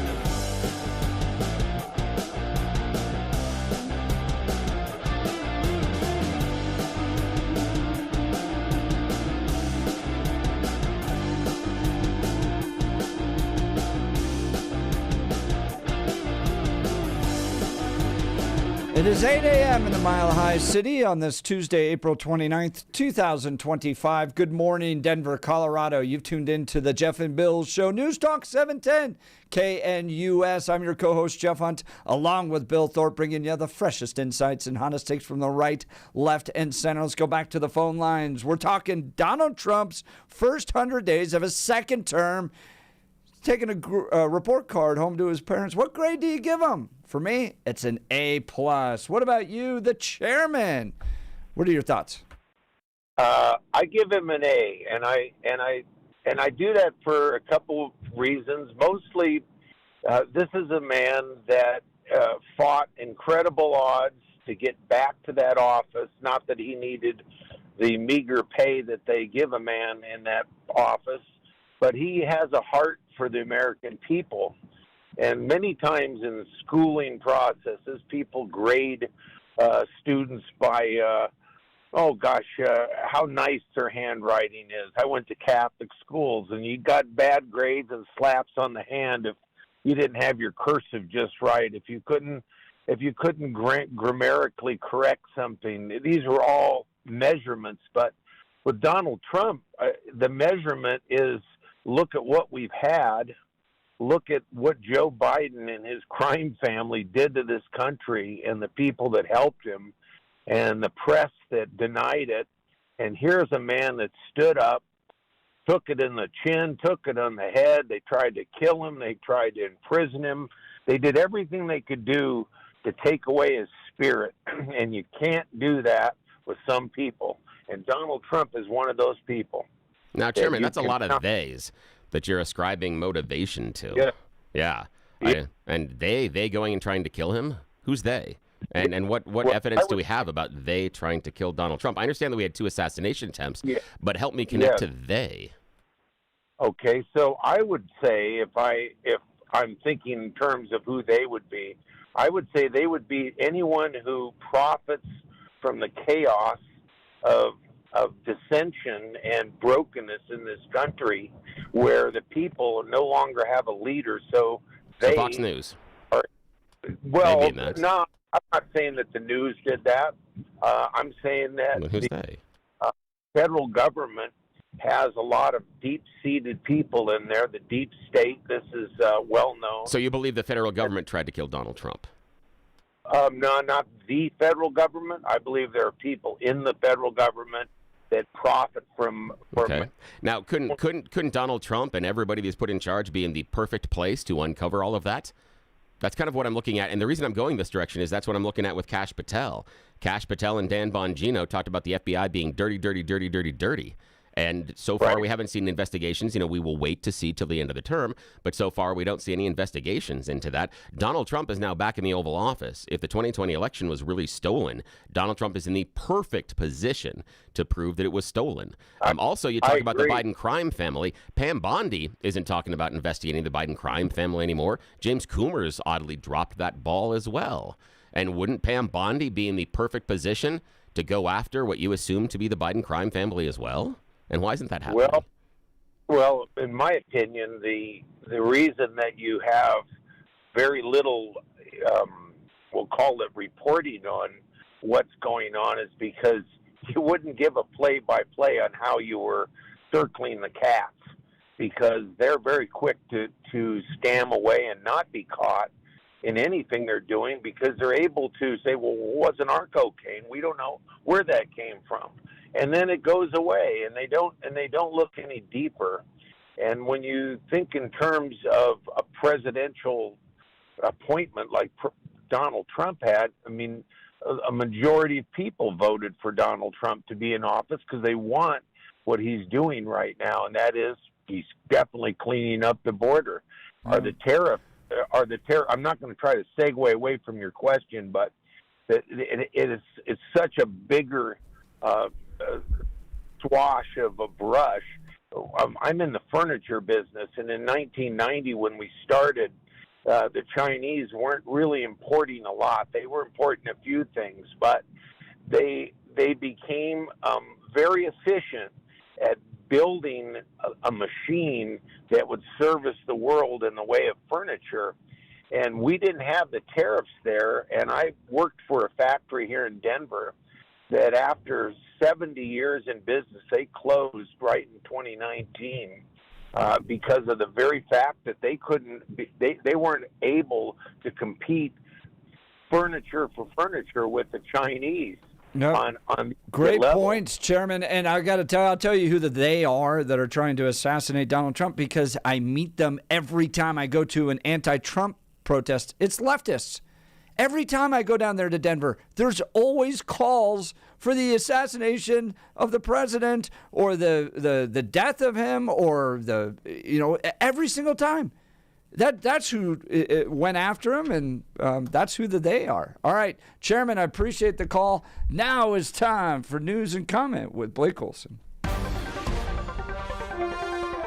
Blake Olson. Blake Olson, news and comment. Hey, good morning. 43 and sunny in Denver, expecting a high of 67 today. The 7-10 5-day forecast coming up. Our top story. Republicans in Congress are getting very close to passing President Trump's one big, beautiful bill, which will include the largest tax cuts in American history. Day 100 of the DJT administration, and Treasury Secretary Scott Bessent in a presser with Caroline Leavitt last hour on the tax bill. He says it's going to be going much better than he would have thought, and that's because of 47's leadership. They're going to give permanence to the 2017 tax cuts and Jobs Act, which will help Americans. Tax bill is moving forward. It is going to give permanence to the 2017 Tax Cuts and Job Act, which will, back to the question on certainty, it will give American business certainty, it will give American people certainty, and then President Trump is also adding the things for working Americans that is talked about earlier: no tax on tips, no tax on overtime, no tax on Social Security, making auto payments deductible. So that will substantially address the affordability crisis. DJT heads to Michigan today. President Trump also talked about the big raid in the Springs by law enforcement here in Colorado. And the Mexican Sinaloa cartel is being linked to the drugs found in the Springs nightclub raid. DEA Special Agent in Charge, Jonathan Poland. We do believe the drugs that were found inside this nightclub and that were being sold in this nightclub week after week were being supplied by people there associated with the Sinaloa cartel. According to Denver 7 Investigates, federal authorities have arrested one person associated with the foreign terrorist organization. The DEA says 115 people were detained and are being processed by ICE. This makeshift nightclub has produced a reported 170 calls for service to the Springs law enforcement dating back to last year. The club has operated out of several different addresses over the last 6 months or a year. Every time this club pops up, there's criminal activity. We're talking about prostitution, drug trafficking, calls for service on violence and other things. And about the grades after 100 days, or at the 100-day mark, the fake PSYOP polls with the Main Street media and all that stuff. CNN's Scott Jennings says DJT is going to keep on chugging away. So I think if you see some of this movement, some of these announcements, I think that will help with the economic numbers. I don't really think Trump is the kind of person who gets freaked out by the polls, frankly. I think he's quite confident in what he's doing. I don't sense a lot of panic over at the White House, and I don't really think they think the 100-day mark, which is arbitrary, we talk about it, but it's arbitrary to them, is something that they were looking at as a deadline for any of this to be done. Pierre Poilievre, leader of Canada's Conservative Party, has lost his seat in Parliament to Bruce Fanjoy. The Liberal Party wins. Mark Carney elected Canada's Prime Minister, a globalist and a lefty, a big lefty. Canadians got their feelings hurt by DJT, and they turned back to the lefties. They folded to Carney. These are not idle threats. President Trump is trying to break us so that America can own us. That will never, ever happen. No, President Trump is trying to show you how lefties like Carney will take away their freedoms and destroy their country. They are on their way. It doesn't look like the real ID deadline will be extended this time. The Trump administration says all states will need to comply by the May 7th deadline. Real ID is an enhanced security driver's license that will be needed in order to board any domestic airline flight. You can take photos with the NBA's Larry O'Brien Championship Trophy at Union Station until 8 tonight. That's when the Nuggets and the Clippers tip off Game 5 of their series, tied at 2. Last night, the Avalanche and the Stars, let's see, in this one. Floats wide as Nichushkin was tied up by Granlund. Back the other way comes Hintz. Driving the net, Rantanen, he's got it! Score! Against his old team, Rantanen for the first time in this series. That was a tough one for the Avs to watch. 6-2, Dallas wins it. They lead 3-2 as it returns to Denver. 40 in Castle Pines, 40 in Lakewood, 43 in Denver. Jeff and Billy continue. Well, I don't know if you know this or don't know this, but, to me, I'm always impressed with the meals that you get on Air Force One. Really impressive. Yes, Jon Decker. Can you imagine the breakfast you could have this morning on your way to Michigan? Blake Olson, News Talk 710 KNUS.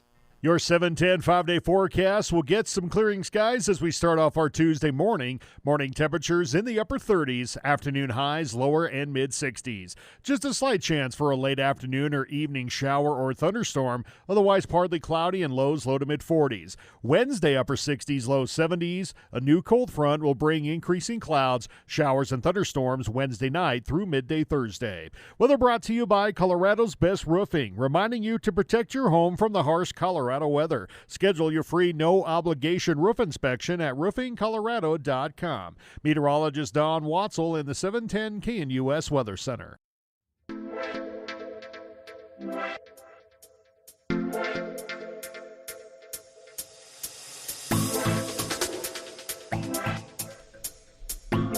Welcome back to the Jeff and Bill Show, News Talk 710 KNUS. And if you're dealing with a slow-healing cut, a diabetic ulcer, a pressure sore, I have got someone you got to talk to. The people at Wound Care Associates of Colorado.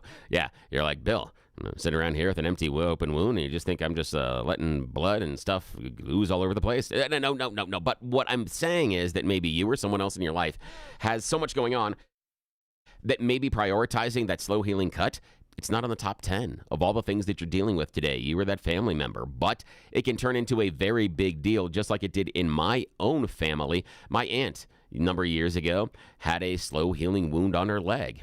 And they wanted to maintain the wound, cleaning it to make sure it doesn't get any worse, not heal it. And while her skin and tissue were torn open, it allowed MRSA access to her bloodstream. She had numerous bouts in and out of the hospital because of MRSA, not because of the original wound, but because of what she was exposed to because the wound was kept open by the wound maintenance company. Yeah, the people that were just maintaining the wound, keeping it open.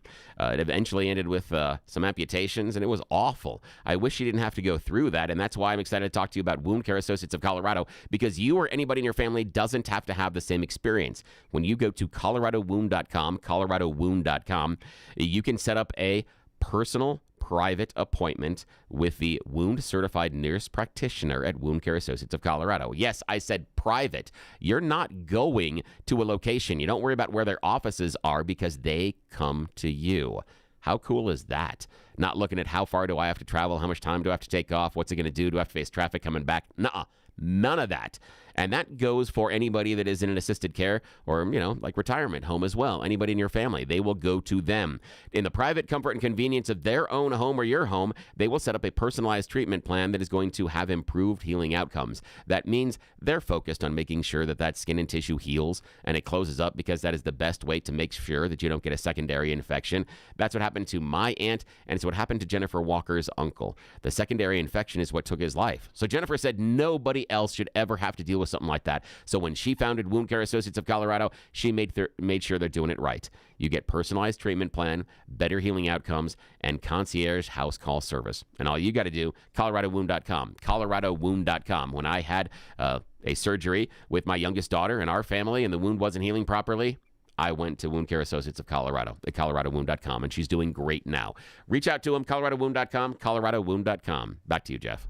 Great. Bill and I are talking about Donald Trump's first 100 days of his second term. How would you grade him? In light of this, Bill, I want to get your thoughts. Canada will never yield to Trump's threats as Prime Minister Carney declares election victory. Yeah. Canadian Prime Minister Mark Carney said his country would never yield to the United States as he declared victory in federal elections early Tuesday following a campaign overshadowed by the provocations and steep trade tariffs imposed by U.S. President Donald Trump. The Liberal Party leader issued a stunning rebuke of Trump as he sent a message of unity to a divided nation, promising to, quote, represent everyone who calls Canada home. As I've been warning for months, America wants our land, our resources, our water, our country. But these are not idle threats. President Trump is trying to break us so that America can own us, Carney said, as he hailed a remarkable reversal in fortune for his party. That he says that idea that President Trump will ever own us will never happen. What'd you read on this Canadian election that kind of put the Liberals back in, because Justin Trudeau resigned? Yeah. In many ways, in shame because of how poorly his party was doing. Conservatives back in January were poised to take electoral victory. Do you blame Donald Trump for this? Is this Canadians just being nationalistic instead of globalistic? Come on, Canada, get on board with all the globalism that's. But maybe they're just acting in their own best interests. Yeah. What are your thoughts, Bill? Well, how many of us are seeing the South Park song "Blame Canada" in our head right now? I'm just curious. The thing that surprised me, Canada, blame Canada, blame Canada. Yeah. Now, I was surprised when the party that leaned into the nationalist spirit and the Canada First brought the Liberals to power. That, again, just as a function, if you talked about what party would be more nationalist here in the U.S.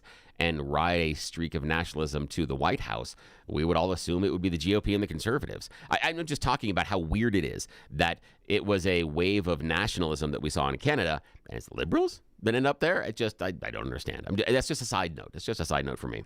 Yeah, do you consider it nationalistic? To your point, Bill, Is this them tapping into nationalism and winning? Yeah, totally. And maybe it's Steve Bannon, but just on the other side. It is 110% them tapping, in my opinion, into nationalism, because it's the idea of protecting Canada from the U.S., because we are now seen as untrustworthy. Not necessarily overwhelmingly negative, but they feel like we have been, fun neighbors, and we've trusted each other, and we've talked over the back fence for years, and we've set up ways that our economies can work together, and then you watch each other's cats when you're out of town and stuff.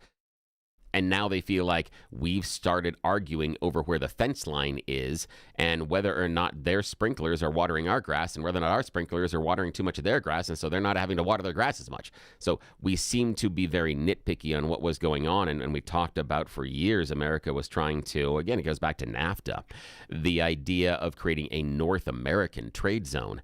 And now we're violating that. So Canada doesn't trust us. at this point, and there are going to be economic fallouts. And I think that's what it is. It was whatever party in Canada could capture that nationalistic spirit were going to be the ones that ended up on top. And it surprised me that we saw this earlier, that it was the Liberals. However, the prime minister that was elected, he is an economist. So if you had a guy that was out there that is going to be able to talk the nuts and bolts and be able to persuade people on why things are not going well based on Donald Trump's tariffs and how we need to work on it, it's this dude. And he has been a well-respected economist in Canada for a while. So not surprised based on the choice, but surprised based on the party. I don't find it particularly damning of Donald Trump that Canadians picked a Liberal Party to lead. I don't find Canadians particularly intelligent to begin with, in part because they had Justin Trudeau as their prime minister for the last, decade or so? I mean, you put that guy into leadership. You had a chance to go conservative, put a good conservative, what seemed like a good conservative. I was impressed with some of the speeches and interviews I saw from the Conservative Party leader. But in this case, no, we're going to go back to the Liberals because we don't like Donald Trump. Now, to play devil's advocate, could Canadians say the same thing about Americans being dumb because we elected either Joe Biden or Trump? Based on their personal purview, couldn't they make the same argument? Definitely Joe Biden. We literally put in a brain-dead corpse into the presidency and then didn't challenge him and allowed the media to lie about it. And Donald Trump exposed it during the debate. But I would just caution on the idea of we put a brain dead corpse into office. I would say that you probably should talk about that being part of the way through his term, because otherwise that means Donald Trump lost to a brain dead corpse. And so that's it. Is be careful on that one. The idea that if you believe the election was honest, Bill. Yeah, but we're not going to do that one today because, and again, we don't have to argue about whether or not the election was honest, because if it wasn't, Donald Trump has all the keys to the kingdom to prove it wasn't. So if he really truly believed, if in his heart of hearts he felt that he had lost that election, he would be doing things right now, and he may not tell us about it, but he may reveal it. So if he really did, this is the perfect and only chance he has, because when he's out of office, he doesn't have the same power or access. I do want to see that. If it was stolen, he needs to prove it the next 4 years. Suzanne is wondering why I just called the entire country of Canada stupid. I was kind of surprised with that one too.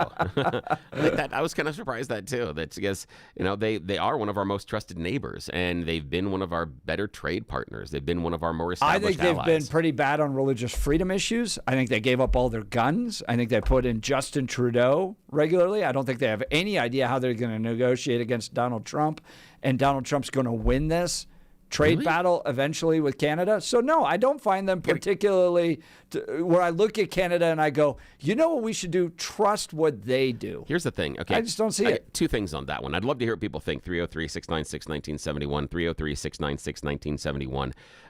The first is, if you put Donald Trump up against an actual economist saying that which one is going to be better negotiating based on trade, 100% I'm not Donald certain Trump. about that. 100%. Oh, no, not even close. Now, what do you mean win? You say you think Donald Trump is going to win the trade war?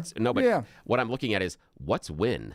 How do we define winning? How do we know? Because if we don't know what winning is, we don't know when we get there. No, sure. So Let's define it. Canada buys more stuff from us, and we have more products produced here in America than we did in Canada. So, but more stuff? Canada just has to buy more stuff.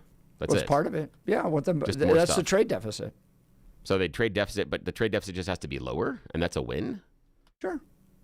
But, But I thought it was because of fentanyl and illegal immigration and other Part stuff. of it. Yeah, So you can add that to the equation too. Yeah, as well. So it has to be. But again, fentanyl and illegal immigration doesn't really come from the northern border more times than not, because that's the issue. Is I think that winning is so amorphous, because right there we don't necessarily have a goal. Not necessarily. No, what you did is you said an increase. So an increase of $100 of Canada buying $100 more stuff would be a win, and that's what I'm talking about. Is because I believe. Why wouldn't it be? No. What I'm saying is I believe that Donald Trump and his administration are defining winning in such an amoebic-like way that they can declare win no matter what. And I think that's the issue, just like you did there. The idea is if we make more stuff here, okay, but it's not necessarily more stuff that's going to be done instead of Canada. It's not going to be stuff that Canada is going to produce, and it could be more expensive here. I'm not certain that if we produce something more expensive here, that could be made less in Canada, given our relationship with the two of them. We're not talking about China or giving away intellectual property. I don't think that's a win that the American worker that has to pay more for that, when the economic and market efficiencies would say we could make it could be made better and made cheaper in Canada. You don't want Donald Trump to win on anything. No, that's not a matter of him not winning. I'm worried about his game plan. I mean, if he got $100 more, that would be a win. Why wouldn't you consider that a win? It's because $100 is irrelevant mostly. And here's the idea is, I'm not worried about trade deficits. I think the entire issue about whether or not we're worried about trade deficits is economically obtuse, I guess would be the best way to put it, because at the core, it really doesn't matter. As far as trade deficits, it has a heck of a lot more to do with the countries involved, GDP, what that trade relationship is, a whole bunch of other stuff. Because you could go to somewhere like Burkina Faso, that we are going to import a whole heck of a lot of things from them based on raw materials. But because of where they are economically, they're not going to be buying a lot of American goods. So based on numbers, we would have a significant trade deficit with them. But that's not necessarily a negative. That's why when Donald Trump talks about trade deficits and why he's worried about them, I look at that and think, you have no idea what you're talking about, because as a whole, trade deficits don't necessarily matter. That's the problem I have with this, is he's focusing on the wrong numbers. That's what I'm worried about. I'm worried about that he's trying to coach the team, worried about how many first downs we get over the course of a game, and not concerned about touchdowns. And so at the end of it, he's going to say, hey, we're just making more first downs. The fact that we're not scoring anything doesn't matter. That's what I'm worried about. It's a bad analogy, but you get my feeling. Well, join the conversation, 303-696-1971. Do you blame Donald Trump for the losses in Canada? Or blame Canada. Or do you blame Canada? That's a great song. I blame Canada. I don't find them particularly interesting leading on the national, international stage. Anyways, they picked Justin Trudeau for years. They're bad on guns. They're bad on religious freedom. They don't have a very strong military. I'm not that impressed. Sorry. So you picked another liberal to run. I'm not going to blame Donald Trump for that. You did that to yourselves. Or do you think Donald Trump cost the conservatives in Canada an opportunity? Give us a call, 303-696-1971, or text us on the Dan Caplis Law text line at 720-819-5115. Suzanne saying, I am being mean to Canada. Other text messages saying, Bill, you should just move to Canada. So there we go. Take your snakes to Canada, Bill. I wonder if I could. Yeah, I could. I think most of them are allowed there. Yeah, I could. You know, there are some snakes you can't own here in Colorado. You can own them, but you can't buy them online. You can't buy them from breeders. Hognoses. How are you allowed to own a snake but not buy a snake? Catch it in the wild. Yeah, like you have to, like if you have bull snakes or hognose, you have to catch them in the wild. That doesn't seem to solve a problem, because now you're sending people out to go hunt for them. I know. I'm not saying that it's the smartest thing. I'm not saying that the rules are right. But yeah, you can't buy a hognose or a bull snake from a breeder here in Colorado because they're native species. Yeah, you can't buy bull snakes from breeders. Nope, you can't. Not in Colorado. They won't ship them to you because you got to go catch them out in the wild, which is how I caught mine originally. Yes. Been there, done that. Yeah. Well, there you go. All right, join us on the phone call line or the text line. By the way, I want to talk to you about our friends over at Advanced Hair Restoration. While Billy and I may disagree about the good people of Canada, we agree that Advanced Hair Restoration gets the job done if you're losing your hair and desire to have it back. Advanced Hair Restoration has the easiest guaranteed solution. Their simple one-day treatment offers life-changing results. Guys, I've seen it with my own eyes. It's not magic, but close to it. They put hair where you need it the most, and bam, it grows. It's actually science. Advanced Hair has it all. Top-rated Dr. Tanya Paul's modern technology, and best of all, you get your own natural hair that begins regrowing the very next day. Advanced Hair even guarantees it will grow for life. So schedule your free consultation now, 720-459-HAIR. If you qualify, you'll get $250 off and 250 free hair grafts. Advanced Hair is the winner of Westward's Best of Denver 2 years in a row and has changed the lives of tens of thousands of people. So don't wait. Check out the before and afters online for yourself, 720-459-HAIR. That's 720-459-HAIR, or visit advancedhair.com, advancedhair.com. Liberals winning again in Canada. Who do you blame? Canadians themselves, or do you blame Donald Trump? You're listening to The Jeff and Bill Show. This is Denver's talk leader, News Talk 710 KNUS.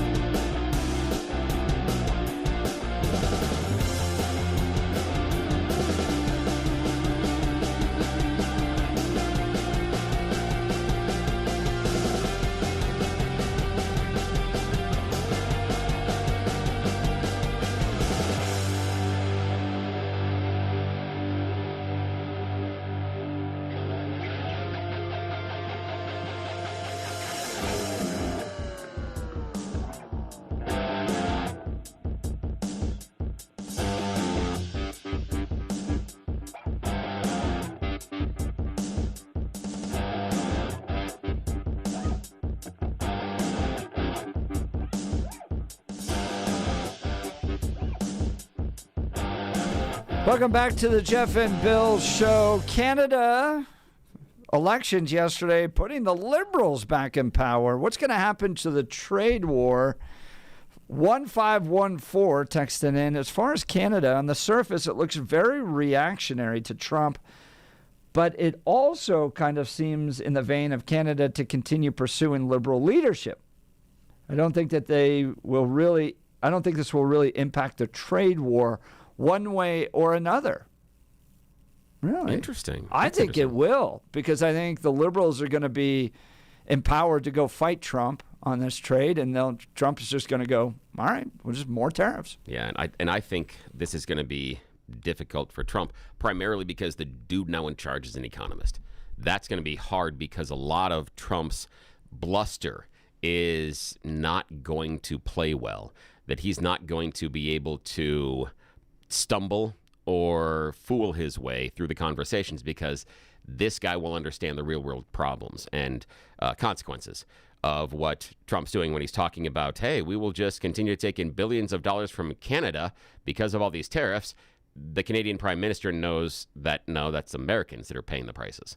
So that's going to be difficult for Trump in these negotiations. But again, Trump is not doing these one-on-one necessarily, so hopefully his team will be able to do it better than he has. So, but I don't know. This is going to be difficult, and the fact that they went with the liberal versus what they saw in America does say that they're looking for a fight. That's going to be a problem. Did you see in Florida, they were just saying that a lot of the Canadian snowbirds are putting their properties up for sale. And that's okay, because those are homes and condos and things that can be purchased by Americans. So we can purchase them if we have the money. But the tourism isn't going to be there, etc. We can talk about whether or not it's a good thing or a bad thing. But, those are some real world consequences of this. I have no love lost for the Canadians. If you remember, they booed the national anthem, the American national anthem. Yeah, so, all right, you want to do that? That would be okay. That would be post-tariff. Then you pick this guy. But that was post-tariff, and that was remember, because it was USMCA, it was supposed to be we're all getting along and we're doing this North American free trade thingy, and now so I understand why they're mad. They feel like we signed an agreement, and then we decided a couple of years later, that agreement's no good. Let's go on our own.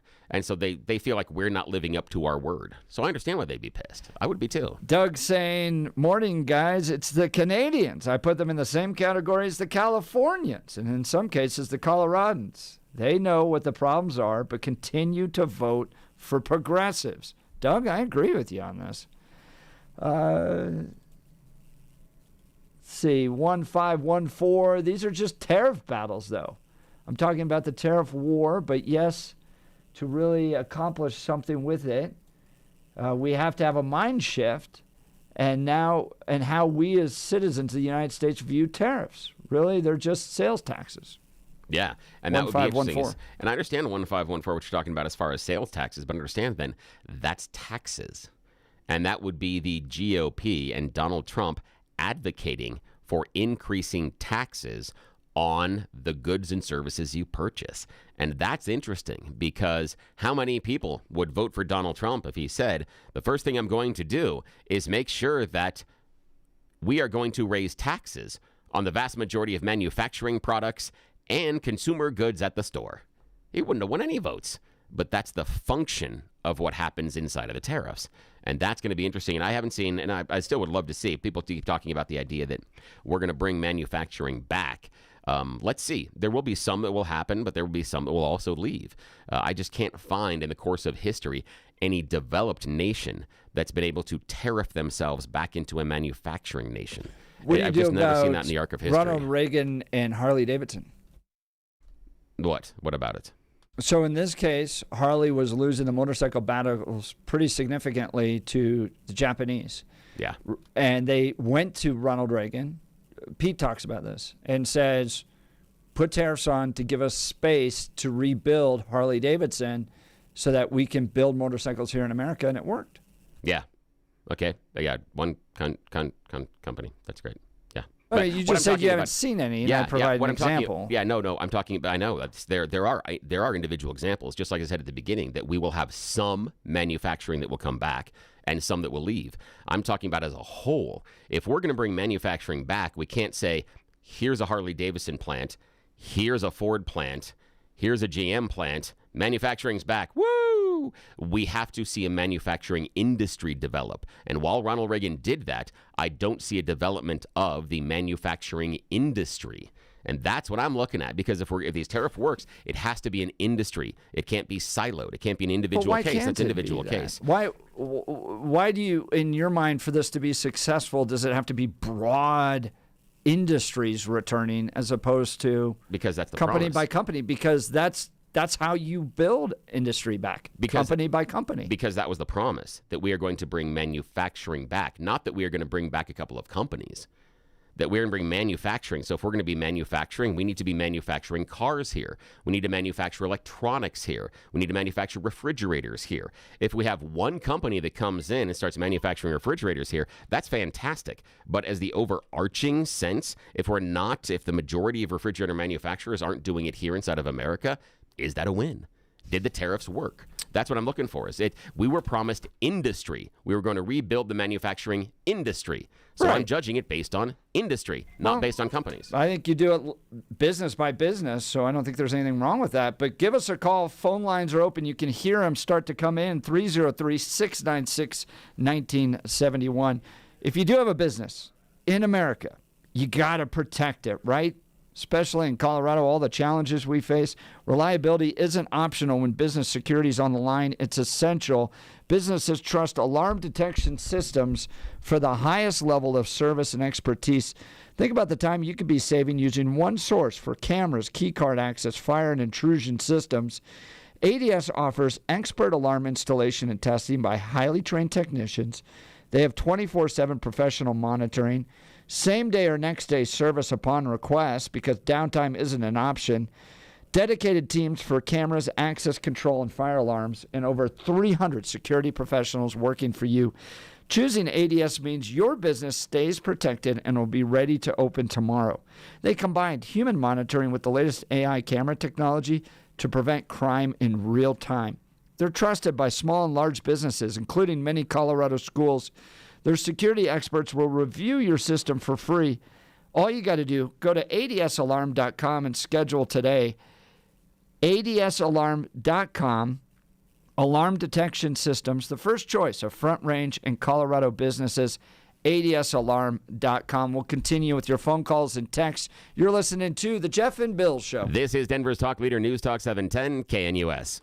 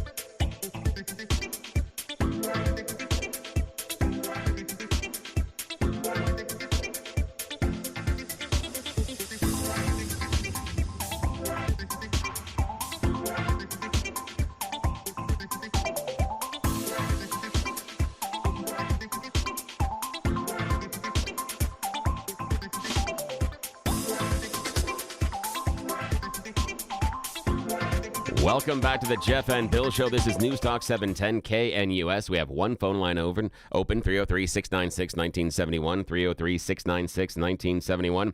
Going to the phones right now, going to talk to Iggy, talking about Canada. Did Canada's new Prime Minister, the Liberal, get elected because of Trump? And who's winning this trade war? Iggy, talk to me about tariffs, Trump, and trade wars, man. How are you? Well, I'm doing great. Actually, I called. I was going to tell you that, I'm not a big fan of anybody that has control over my life or any kind of influence like that. And I think he's a great tool, right? And and once you're done with the tool, he's no good anymore. You get rid of him quickly. But I love the way he slapped around Europe and slapped around the EU. He slapped around all the trade organizations like the Divine Aid or whatever they call themselves, and the World Economic Forum, see? Got a question for you, Iggy. If he's been slapping around those trade organizations in Europe and everything else, what do you think his chances are of getting deals done and having them trust us in the future? And the idea being, let's say that you trusted your neighbor, and then your neighbor starts slapping you around about, borrowing equipment or where the fence line is or whether or not, your grass is too long or something else. What does that do to the relationship? What I'm looking at is the fallout of the relationship of Trump. You like the fact that he's slapping these people around, but what's the fallout to the relationship? Well, they just become transactional. It's not permanent. As long as you guys, and just like I'm talking about a politician with somebody power, you just keep him long enough as he's doing as a tool, right? It's transactional. I don't need any long-term necessarily. When it comes to trade, as long as I'm benefiting from it, that's about all I care. Yeah, but what do you do? Come at it from the perception of either Canada or Mexico. We had signed the USMCA, was supposed to be the greatest trade deal ever in the history of the world, according to Donald Trump. And now, just a few years later, we go back on our word on that signed piece of paper. If you were Canada or Mexico, would you trust the U.S. when we came to the table and said, let's negotiate about tariffs? Well, that is a good question because actually I've heard from other people that was an incredibly great deal that was signed, but they haven't followed through, especially Mexico. I mean, Mexico has done nothing but try to undercut everything we've got going here, on a political level, whether it's with illegal immigration or allowing, to use their border to infiltrate fentanyl into our country. Same with Canada. Now, Canada has done nothing with fentanyl up there, right? Well, but there isn't a lot of fentanyl that comes in from Canada into the U.S. There's more than you think. I don't think so. Because the numbers that we were getting were minuscule compared to the southern border. And the issue I've got is we had fentanyl and drug trafficking was an issue before the USMCA, as was illegal immigration. Trump negotiated the deal. Why wasn't that part of the deal? And if Mexico was violating terms of the deal, there are enforcement mechanisms contained therein. Wouldn't we use those? Not necessarily. That wasn't Biden's goal, was it? He would have just ignored it. if it was in the deal. Yeah, that's fair, and that's why I'm asking about Trump. Is Trump's not using those ideas, that option. So I'm curious about that one. Thanks for the call, Iggy. I want to make sure we get enough time for everybody. Of course, this is a team favorite. It is time for Joe from Arvada. Joe from Arvada. Hi, Welcome Billy. to the Jeff and Bill Show. How are you, man? How are you doing today? Oh, I'm doing fabulous. I love what's happening. Yeah. So what have I got wrong? I'm assuming you're in an A. I'm assuming you're in an A for a grade. But tell me what I've got wrong, my friend. Let's go back, and for all of us who watched, all of the people that are in Trump's cabinet were coming on regularly on the War Room telling us how it would go, and this is how it would go. We knew there would be a trial time of pain. You can't have 50 years of degrading the American economy, shipping our jobs overseas, underpaying Chinese to manufacture whatever. You can't do that for 50 years and expect, the day Trump comes into office, it'll all be better. No, it's not going to happen like that. But that's what he said. He said that on the campaign trail. We understood that for political expediency, you have to explain to the American people that it's going to change. You just don't say, it's going to take a little while. But Joe, hang on, Joe, but stop. Hang on, Joe, hang on. 2 years. He didn't say, Joe, he didn't say this will take, he didn't say this will take time. He said lower prices day one. He said he was solving the problems, just like 24-hour resolution for the and the Ukraine gas have war. come down. Haven't you noticed? But they're still higher. They're still higher than they were before, and they're higher than the mean. No, they're not. Yeah, they are. Eggs and gas are not higher. I drive for a living. You don't know what you're talking about.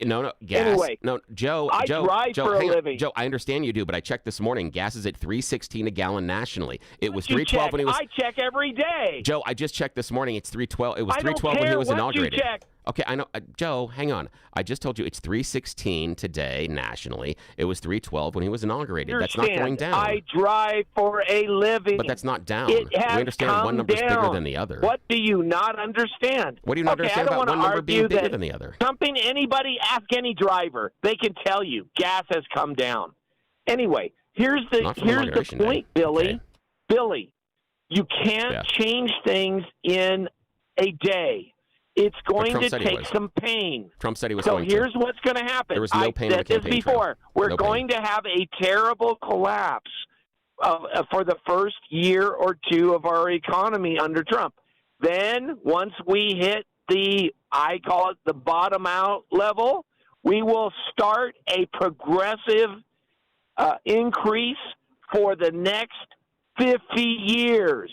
Now here, Billy, the one thing you've got to understand, we did not do this overnight. It's not going to happen where we turn it around overnight. But Donald Trump said he was, and he never talked about pain. He didn't talk about bottoming up the economy for the first 2 years. He said gas was going to go down. No, he said groceries. He said the grocery price prices. of eggs would come down. And grocery prices and all those. And it has.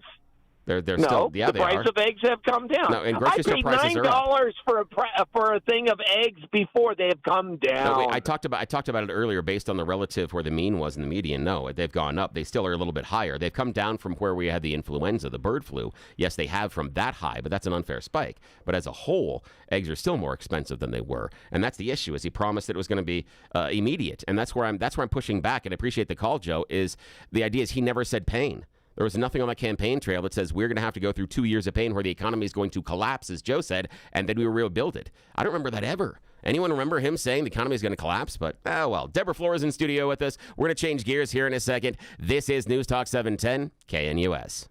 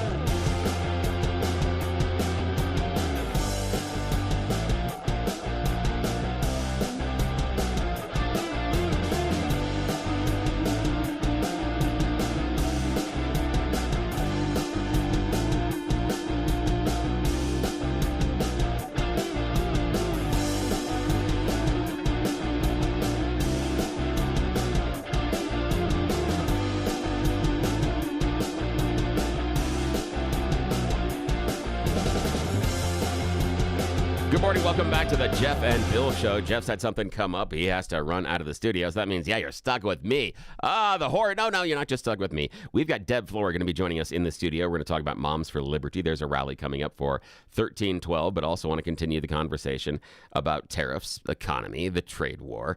How Donald Trump, what's a grade you would give him? We're at 100 days. 100. You've got that, You've got the report card in front of you. You're running down. How's it doing? Is it that Donald Trump needs to pay more attention in class? Is it that he gets too distracted? He should stop talking to his neighbor? Is it that he needs to turn his assignments in on time? Or is he being that wonderful A student? Jeff's giving him an A right now. I'm at kind of a D, and kind of the comments in the bottom is eats paste, but not certain that's necessarily fair. Would be curious about your opinions. 303-696-1971.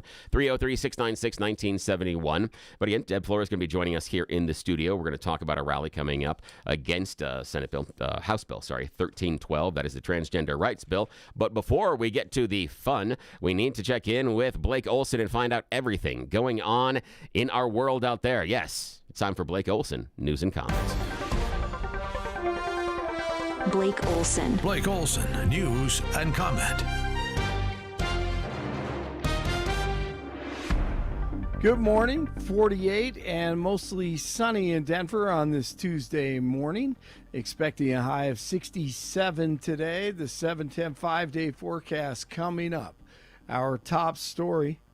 Republicans in Congress are getting very close to passing President Trump's one big, beautiful bill, which will include the largest tax cuts in American history. Day 100, Press Secretary Caroline Leavitt talking about the bill, the big one, the big, beautiful one, and also unloads on Amazon for announcing they will display tariff costs to consumers. She just got off the phone with the president. This is a hostile and political act by Amazon. Why didn't Amazon do this when the Biden administration hiked inflation to the highest level in 40 years? And I would also add that it's not a surprise because, as Reuters recently wrote, Amazon has partnered with a Chinese propaganda arm. So this is another reason why Americans should buy American. It's another reason why we are onshoring critical supply chains here at home to shore up our own critical supply chain and boost our own manufacturing here. Is Jeff Bezos still a Trump supporter? Look, I will not speak to the president's relationships with Jeff Bezos, but I will tell you that this is certainly a hostile and political action by Amazon. Treasury Secretary Scott Bessent in the presser with Leavitt last hour. He says it's going much better than he would have thought, and that's because of 47's leadership. Tax bill is moving forward. It is going to give permanence to the 2017 Tax Cuts and Job Act, which will, back to the question on certainty, it will give American business certainty, it will give American people certainty, and then President Trump is also adding the things for working Americans that is talked about earlier: no tax on tips, no tax on overtime, no tax on Social Security, making auto payments deductible. So that will substantially address the affordability crisis. Well, DJT has shut down the borders, of course, north and south, and talked about the big raid in the Springs by law enforcement on Monday. He talked about it. The Mexican Sinaloa cartel is being linked to the drugs found in the club. DEA's Jonathan Poland. We do believe that the drugs that were found inside this nightclub and that were being sold in this nightclub week after week were being supplied by people there associated with the Sinaloa cartel. According to Denver 7 Investigates, federal authorities have arrested one person associated with the foreign terrorist organization. The DEA says 115 people were detained and are being processed by ICE. This club is just an example of what happens when you have the left running the country, open borders, and evidently they aren't bothered by this. The club has operated out of several different addresses over the last 6 months or a year. Every time this club pops up, there's criminal activity. We're talking about prostitution, drug trafficking, calls for service on violence and other things. The left isn't bothered by the flood of fentanyl into the country either. It's National Fentanyl Awareness Day today. Pierre Poilievre, speaking of Canada and the borders, leader of Canada's Conservative Party, has lost his seat in Parliament. Bruce Fanjoy, the Liberal Party, wins. Mark Carney elected Canada's Prime Minister. He's a Euro-globalist. Canadians got their feelings hurt by DJT, and then they turned back to the lefties, folded to Carney like sheeple. These are not idle threats. President Trump is trying to break us so that America can own us. That will never, ever happen. DJT just trying to help them realize they're inches away from tyranny. 4 students are dead in Illinois after a vehicle drove through an after-school camp building on Monday. The vehicle hit multiple people outside of the building before continuing through the building and hitting even more. One was 4 years old, and I think another girl was 18 years old. Last night, the Avs and the Stars in Game 5. Floats wide as Nichushkin was tied up by Granlund. Back the other way comes Hintz. Driving the net, Rantanen, he's got it! Score! Against his old team! Rantanen for the first time in this series! 6-2, Dallas wins it, and the Stars lead 3-2 as it returns to Denver, the series does. You can take photos with the NBA Larry O'Brien Championship Trophy at Union Station today until 8 o'clock tonight. That's when the Nuggets and Clippers tip off Game 5 of their series, tied at 2. 45 in Lone Tree, 46 in Lafayette, 48 in Denver. Jeff and Billy continue. I understand you do, but I checked this morning. Gas is at $3.16 a gallon nationally. It was $3.12 when it was. I check every day. Joe, I just checked this morning. It's $3.12. It was $3.12 when he was inaugurated. I needed that this morning. Thank you, Joe. Me too, my friend. You gotta get your dose, dude, man. Got to. At least once a week. It's fantastic to see Joe's name blinking on the screen. It's fantastic. No doubt. He's one of the best. He is. Blake Olson, News Talk 710 KNUS. Typical late April weather for Denver. Temperatures will be in the 60s today, partly cloudy. A couple of showers and thunderstorms this afternoon and evening. Temperatures will make the 60s, near 40 tonight with showers ending. Near 70 Wednesday, partly cloudy. A few showers and thunderstorms late. And then overnight and into the day on Thursday, showers likely, cooler Thursday with highs only in the mid to upper 50s. Weather sponsored by Colorado's Best Roofing, reminding you to protect your home from the harsh Colorado weather and schedule your free no-obligation roof inspection today at roofingcolorado.com. That's roofingcolorado.com. Meteorologist Don Day in the 710 KNUS Weather Center.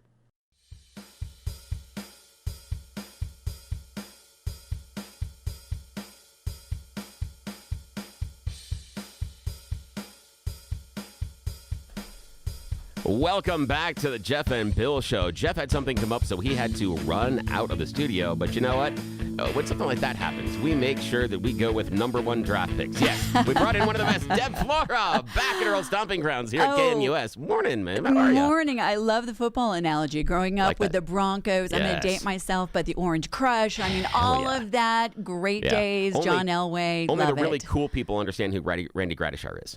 Only the really cool people. I have to tell you one funny story, Bill. Please, okay, please. Randy Gradishar, first of all, he goes to our church right now, and so it's always great to see him. Oh, that's great. But when I was growing up, he lived in our neighborhood, and so in Aurora, and it was so funny. My mom was driving one day. She comes home. She goes, Randy was out walking his dog, and I almost hit him. I'm like, Mom, thank you. The Broncos, thank you. And I thank you that you did not. I don't think she actually came close. It was just a close encounter.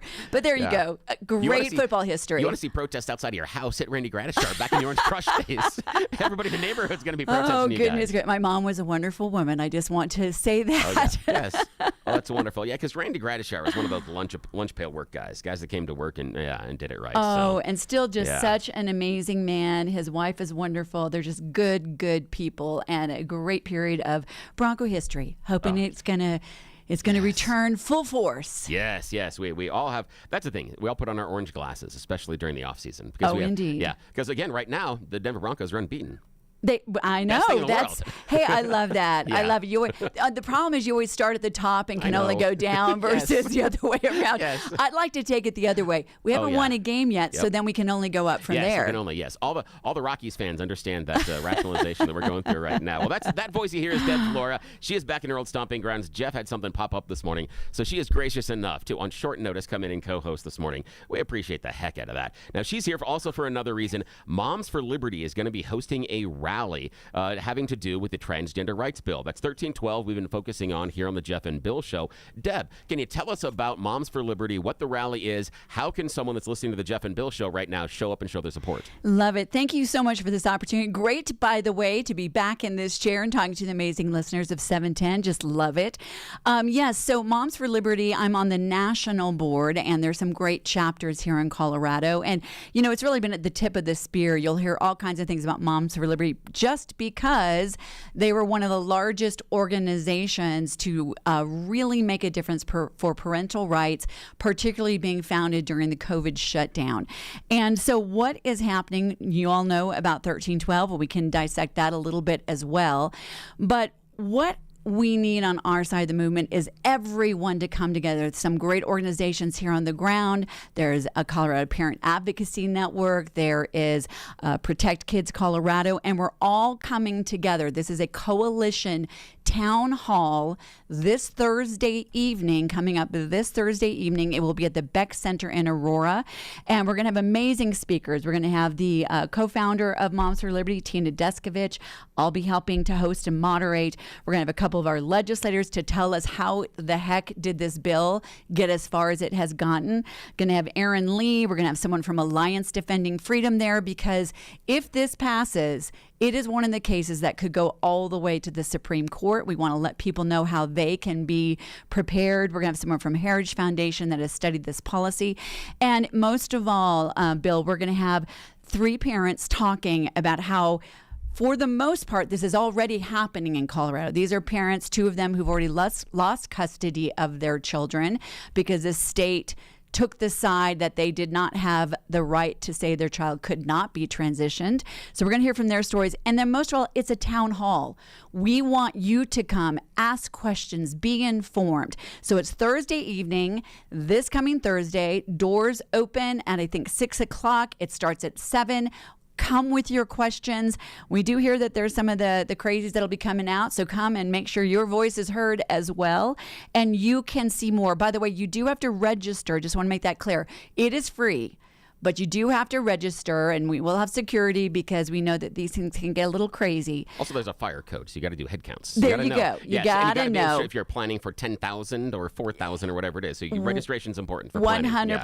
So go to momsforliberty.org/town hall, or just go to my Twitter page. That's Deborah Flora 1, and you will see Deborah Flora, the number 1, and you will see all the information. We hope to see you there. Here's the last thing I'll say about it. Well, not the last thing. That's probably a complete untruth. That's good. But a detail about why we're doing this. As we know, testimony will be happening tomorrow. But what usually happens, Bill, and I was one of those parents all the way back in 2018 when they passed the comprehensive sex ed bill on the last day. And what this bill is, we said, this is what's coming. This is what's coming if you shut parents out of what their children are being taught. Well, we've got to make sure they don't pass it on the last day. So this will keep major attention on it, national media attention, local media attention, to make sure in these final days they understand that Coloradans from every walk of life, we're inviting the Islamic community, we're inviting the Ethiopian community, we're inviting the Hispanic community, that Coloradans from every walk of life do not want this. Yeah, so if you're concerned about the direction that 1312 would take Colorado, it's a transgender rights bill. I've got things that I agree with on it and things that I disagree. I've been very open about that here on the air. But what you can do to support Moms with Liberty is show up during this Thursday night's town hall, and it's going to be happening at the Beck Center in Aurora. That is 800 Telluride. Yeah, I know nobody knows where 800 Telluride is. Basically, it's 6th and Airport. 6th Avenue and Airport on the west-hand side. That's where you're looking for. So what time does everything get rolling this Thursday? It gets rolling at 7 p.m. And let me just say, the reason why we're having it in Aurora, we want it as close as possible to Denver, where people are debating this horrific attack on parental rights. Couldn't get a spot in Denver. Not surprising, actually. So it's in Aurora, my hometown, where I grew up. Well, then so again, it's in Aurora. You don't want to take everybody downtown except over the homeless and the drug things. And that's the thing. Is it's difficult when.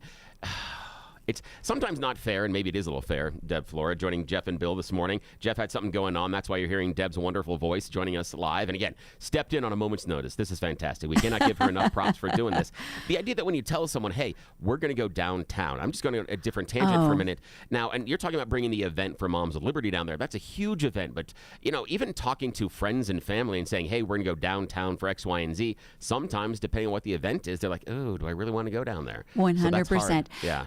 I'm gonna really date myself here in saying that. Okay, I remember, and I do the elbow, wrist when I say this. Yes. I was Miss Colorado, and going down to the 16th Street Mall with all of the candidates, and it was beautiful, and it was a wonderful place to be, and it was so exciting. Now I'm a mom.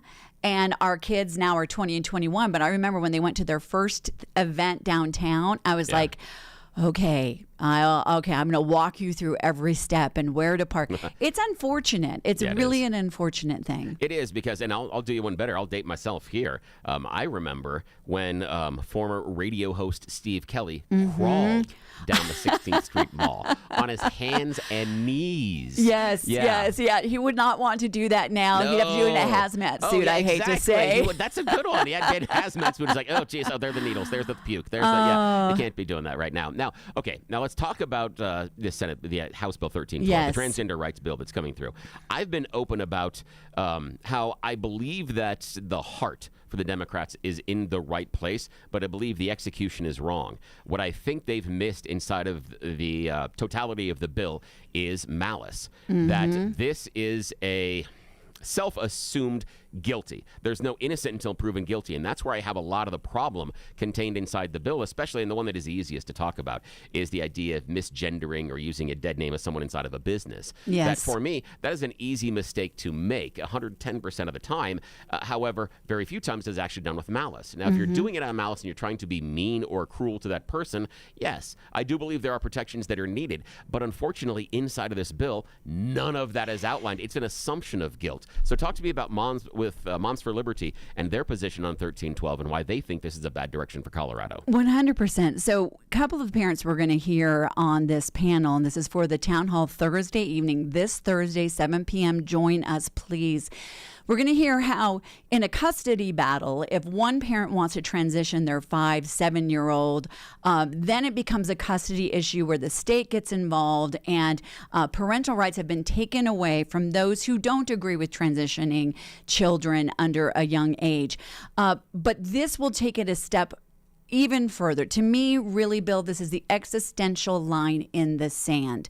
This will enable the state, if a child, let's say 5, 6, 7 years old, when I was 5, I wanted to be Superman. So can you imagine what might have happened in that scenario today? Why did I want to be Superman? Because my 3 older brothers were Batman, Robin, and it seemed cool, right? But let's say a child expresses that. Then an entire machine comes around them and says, oh, this child is transgender. This bill would allow the state to come in, and if the parents, even if they're married, even if it is a whole family unit of goodwill, the child is not being abused, this would allow the state to come in and take the child away because it redefines misgendering a child as coercive control, #child abuse. Now, lest anybody think that this is hyperbole, it is already happening around the country where similar bills are in place. There's just a heartbreaking story in California. A Hispanic single mom who did not believe that her daughter needed to be transitioned, and the daughter was taken away from her custody, and later, outside of her custody, the daughter committed suicide. Now, let's add to it one more layer, Bill, by the way. I mean, you've talked about the public accommodations, the fact that in a business it would be called discrimination if you call someone a name different than they want. Once again, by the way, this is coerced speech from the state, which is kind of what the Lori Smith 303 creative case was all about. But let's add to it another wrinkle. I'm going to be testifying tomorrow. Please, everybody show up and testify as well. But I've been there testifying till midnight, and I understand why we also have to have a town hall to keep the pressure on. But the Tavistock Clinic in Great Britain, which led the way, which has since been closed. They were closed partly because they ignored evidence. A study came out that 97.5% of children, we're talking about young children here, not young adults who can make their own decisions, but children that sought sex changes had autism, depression, or other problems that were not diagnosed. Our daughter is autistic. And I sit there and I think, what would have happened if she had been convinced by people around her that the reason why she felt she didn't fit in was because she was transgender and she was then removed from our house? It's the worst thing you can do. So no matter how you look at this bill is an egregious overreach into the foundational building block of Western civilization, which is the family unit. We're talking about taking children away, not because of abuse, there's already a system in there, but by redefining abuse as misgendering your child if you do not agree with transitioning them. Yeah, see, and I agree with you on the idea of coercive control, and that's where I believe this bill oversteps the boundaries. If they would have, inside of the bill, said in that custody battle that you were talking about, some of the language in there says that it becomes a consideration, and that, to me, seems fair inside of it, because it would be a consideration of how the child is feeling and support on one side or the other inside of a divorce. That seems fair. But when it becomes coercive control, you're right, it begins to border on the idea of child abuse.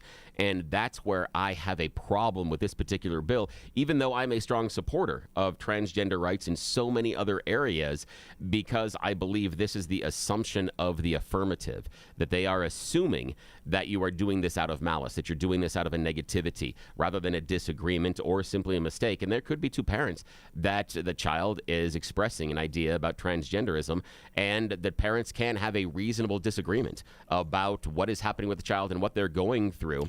But I don't think that one side should affirmatively be judged as being the one that is in the wrong. And that's what I see inside of this bill, is that if they would have just stopped with consider, I think then you're allowing the judge to consider what's happening, and then you allow the child's voice, because now the child has a voice as far as what they're doing. But when you get to coercive control, yeah, then you're getting into the idea of abuse. You're right. Right, but let's already put it, and it's a good point. And by the way, when I am talking about this, I have learned, by the way, both running for office and being in these movements, I will never assign a motive to anyone. I don't know what's in their thoughts. I don't know why they're doing this. So I'm not saying this is well, this you're not gonna work on this show then. Yeah, because I don't have that superpower. I'm not omnipotent and omniscient. There you go. But the reality is this, even what you were saying about the child knows. Let's be honest, we don't allow children under the age of 18 to get a tattoo without their parents' consent.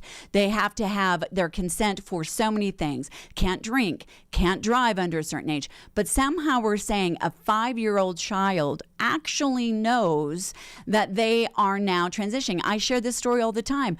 When I was 5 years old, I'm out playing with my brothers. I take my shirt off, I put my cape on, and my mom says to me, because I want to be Superman, she says to me, you have to put your shirt back on because you're different. I look down at my very, 5-year-old body and my brothers. I'm like, how am I different? I don't see any difference.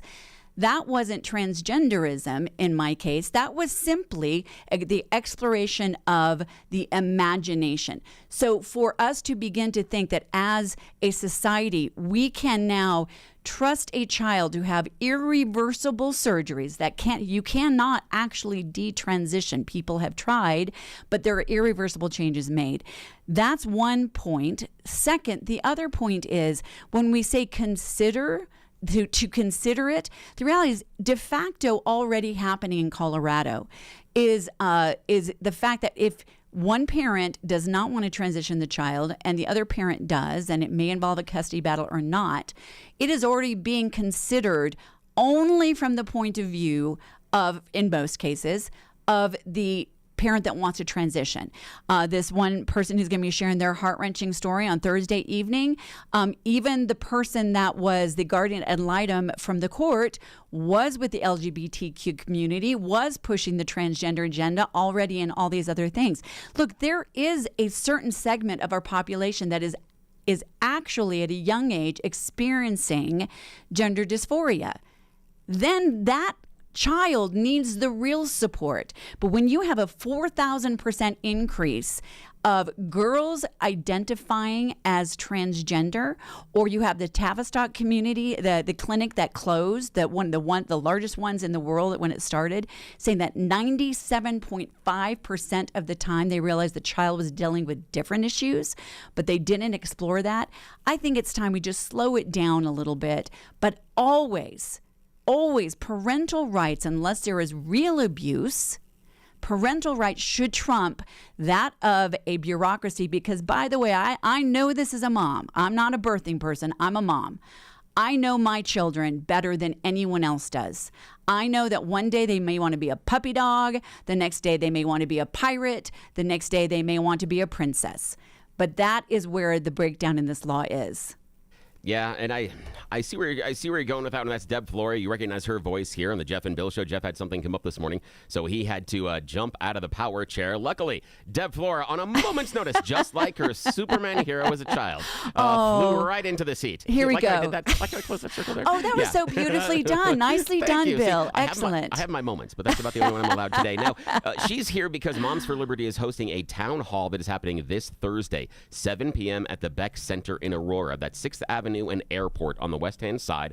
Moms for Liberty, come on out and show your support for the people fighting against Bill 1312. That is a transgender rights bill. Town hall is happening this Thursday. Moms for Liberty. You can check it out at momsforliberty.org. You do need to sign up because they need to have the head count. They got to know how many chairs to put out and how many things to have as far as refreshments and things. So that's what you got to think. So you got to do them a favor and sign up for that. Now, I like what you were saying. The thing for me that I understand the idea of some kids wanting to be a superhero, but I've had experience with children that from Jump Street knew that they were gay, and in some cases even knew they were transgender. I have a person that I know in my life that is transgender, older than I am, and talked about from 5. That same that they always felt they were in the wrong body. So that's the problem that I have, is the idea that I don't think there is a universal one way or the other. And I'm with you on the surgery. I do think that surgery under the age of 18 is absolutely 110% wrong.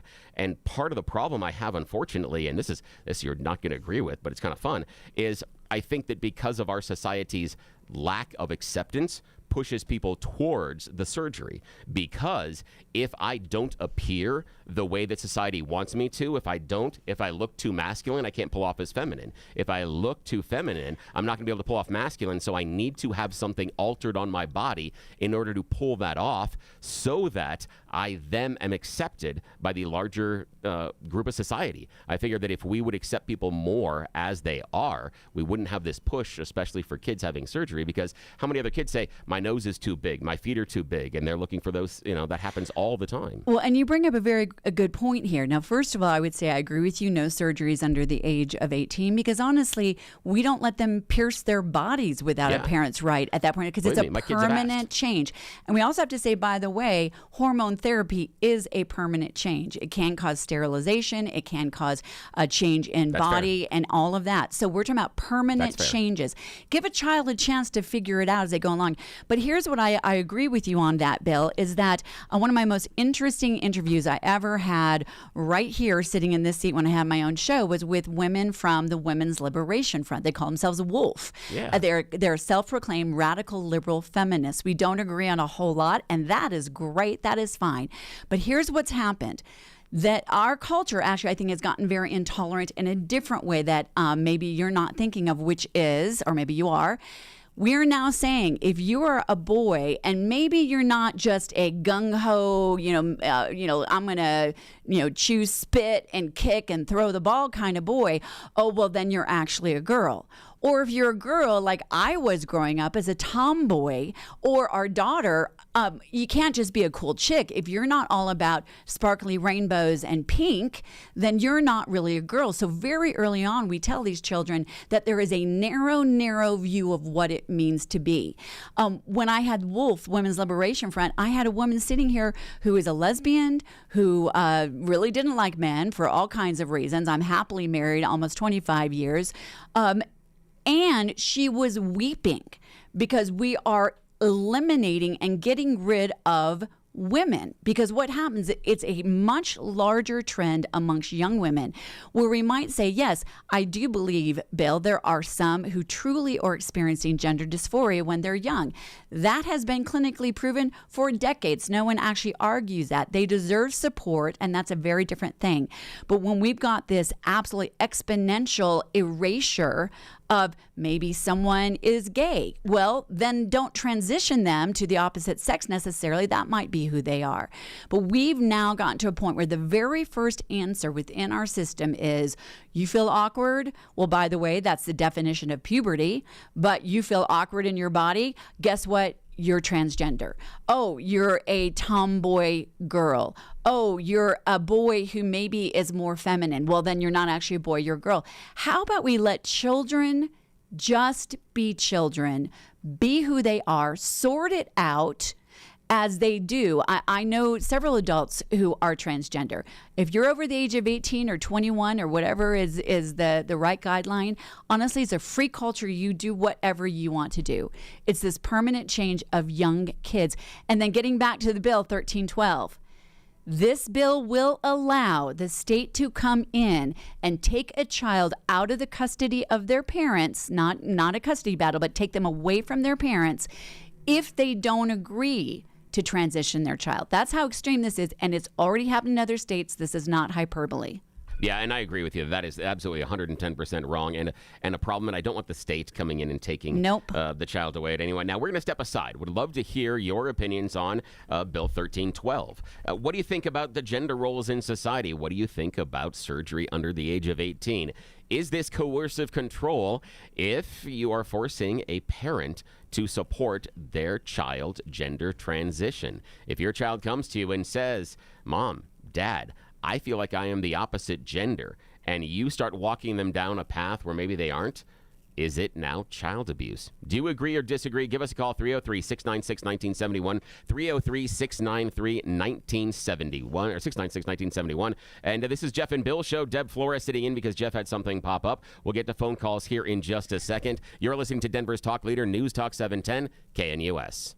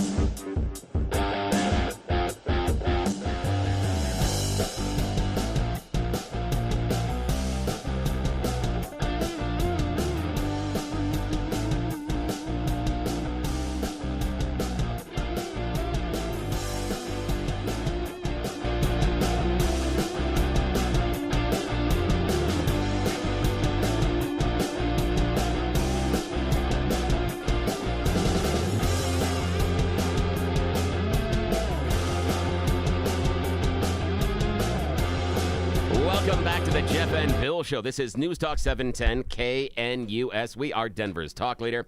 And Jeff had to step out, had something come up in his life. And so, you know how we always talk about it here on the radio show. Life is always more important. Something popped up. Jeff had to run out of the studio. And luckily, just like when you say faster than a speeding bullet, more powerful than a locomotive, ready to leap into the chair at a moment's there notice, you go. it is Deb Flora. You know that name. She used to be here at KNUS, then ran for office. That didn't work out, but she's back here helping us out, and we sure do appreciate it. We're talking about Bill 1312. Now, Moms for Liberty has a rally going on at Town Hall this Thursday, 7 p.m. Put it on your calendar. This Thursday at Town Hall, Moms for Liberty. It is against 1312, the transgender rights bill. You can join them at the Beck Center in Aurora. That's 800 Telluride. You don't know where that is. It's 6th and Airport.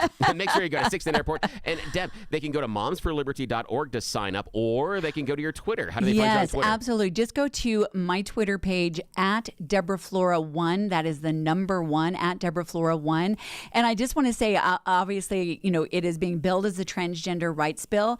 I'm 100% for rights for every individual to live their life freely. The reason why we are having a town hall is because it is one of the most egregious overreaches into parental rights that has crossed the dais, shall we say, under the dome, which is saying a lot. It would literally define misgendering as child abuse, therefore allowing the state to take a child from their parents' custody if they will not transition that child. That's not hyperbole. It's happening in other states that I've talked about where they have similar bills. That is why we are standing against it. I believe every human being should be able to live with dignity and without fear. But when it comes to the family unit and parental rights as the very foundational building block of Western civilization, and the state should not have the right to come and take a child away. And by the way, this isn't just, I want to frame one last thing. A lot of people say, oh, this is Christians against LGBTQ. Nothing could be further from the truth. We've invited the Islamic community, the African immigrant community, the Hispanic community, the Catholic community, everyone. Because this should not even be partisan to understand that parents know their child better than any state bureaucracy could. And the state does not have the right to come in. There's already laws if there's real child abuse. We cannot redefine this in criminal code just by misgendering. That is not child abuse. Yeah, now everybody that's listening to the Jeff and Bill Show understands where I sit on transgender rights, especially the whole idea of the space rhinos. Yeah, you feel me on that one. Yeah, we're not going to do that one today. But this is one where Deb and I have found some common ground on this, because I do believe that they are vastly overreaching and taking away a lot of parents' rights. And I believe that while the music is still playing. Okay, while that the Democrats had their heart in the right place, how they executed this bill is 110% wrong.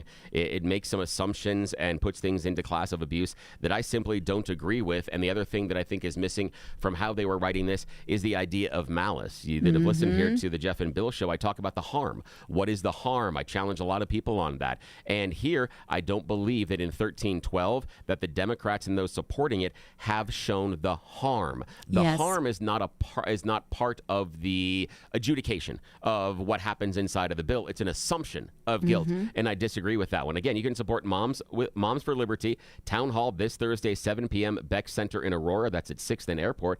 And right now, we're going to go to the phones. Ron in Denver. Ron, dialed 303-696-1971 to get on the air with us. Good morning, Ron. How are you today? Hello, Ron. Ron in Greeley. Oh, Greeley. Okay, there you are, Ron. How are you? Oh, I'm sorry. Okay, my fault. Sorry, brother. Yeah, no, I'm just curious as far as who brought this to even be questioned. And are you talking being questioned as far as parental rights or the bill being questioned? Bill being questioned. Who brought this to say, you know what, these kids they have the right for this sex change? Who is doing that? Yeah, you can go to legislative.gov/color or whatever it is and find out who the bill sponsors are. And I want to say, as I shared earlier, I don't prescribe motives to people because I'm not omniscient. I don't know their thoughts. But I will say this is an incredibly egregious overreach. And you will hear, we'll have one of the legislators Thursday night, Jarvis Caldwell, who is on the House Legislative Committee that this came out of. There is some funny business with this bill. It was introduced late on a Friday night. No one had seen a draft. When Jarvis simply asked, have stakeholders been consulted on this bill, because good governance looks like you bring something forward, you hear from stakeholders, you consider all sides. And he was literally told by one of the bill sponsors that, no, we don't want to listen to parents who are like the KKK. I mean, this is where we've gotten in our society, the presumption that there are others that know better for a child than their own parents. Granted, not every parent is good. There is child abuse, but there are laws in place for real child abuse. So I can't speak to their motives, but I can say this is an egregious overreach no matter where you stand on this issue. Well, you know what really disgusts me is that we're living by and double standard is such an understatement. However, you know, when you've got kids that, okay, are they allowed to do drugs? Are they allowed to, you know, drink, smoke, marijuana, get tattoos under the age of 18? And the answer is without a doubt, no, you cannot do that. You need a parental right. You can't get gun. You can't do all these things. But when it comes to the ultimate of a sex change, you know, there was, and I'm trying to remember who it was that said, do you know the level of sickness mentally that you have to be at in order to either want or allow to have your boy have his genitals cut off and go through a sex change? That is permanent, and they're coming out with studies that show people that have done things of that nature that have now gotten older and are so devastated by what they've done. Yeah, well, and here's what I would say to that. That's the point I bring up. I remember, you know, as a mom, our kids are now 20 and 21, amazing young adults. I had to sign a permission slip if they were going to watch an R movie or a PG-13 movie. I had to sign a permission slip for them to get Tylenol or aspirin. We're talking about permanent, lasting changes, and this is where Bill and I actually agree. You know, when we say that young adults, their brain does not even mature, I think it's, gosh, I don't know if it's 25, 35, whatever it is. It's long after 18. They're not allowed to get a piercing. They're not allowed to get a tattoo before 18. And those are external surface level changes. But they're allowed to take drugs that will forever either sterilize them, change their body structure, or surgery. And I shared something earlier. The Tavistock Clinic in UK, who led the charge in this, they ignored evidence. They've since closed that 97.5% of the children seeking sex changes, we're talking children here. If you're an adult, you can live your life freely however you want to, as long as you don't harm others. But 97.5 had underlying other conditions, autism, being on the spectrum, ADHD, things like that. So agree with you, Ron. It's an absolutely crazy time we're in. Yeah. You know, one more thing, and then I'll let you guys go. And I really appreciate what you've given the time for me. The doctors that are participating in this need to be prosecuted for child abuse. This is so sickening.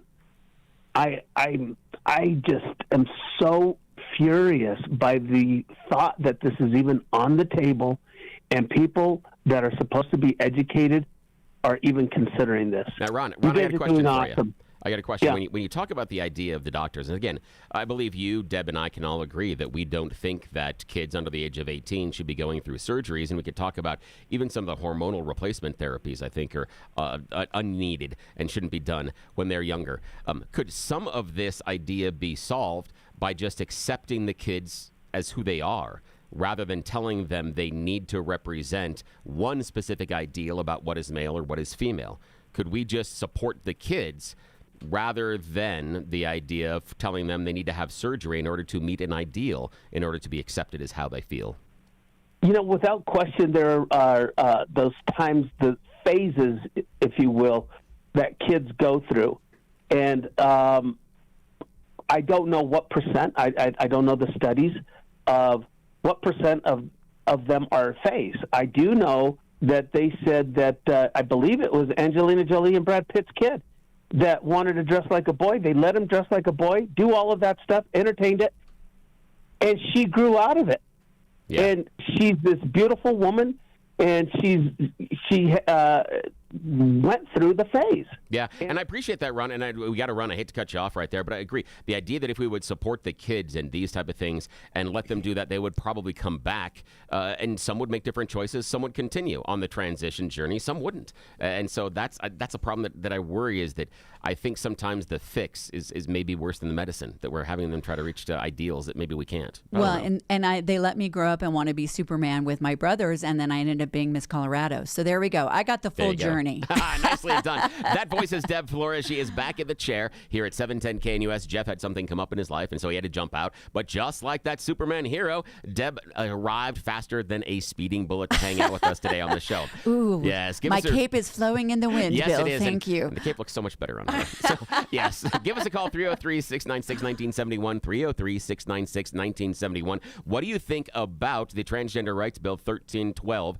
Is it overstepping bounds? Is it creating a class of child abuse that we don't need? Is possibly this push for transgender rights going to create a backlash here in Colorado and do more harm than good to the actual community they are trying to protect? We want to hear what you think. Right now, we're going to step aside. Give us a call, 303-696-1971. This is Denver's Talk Leader. We are News Talk 710 KNUS.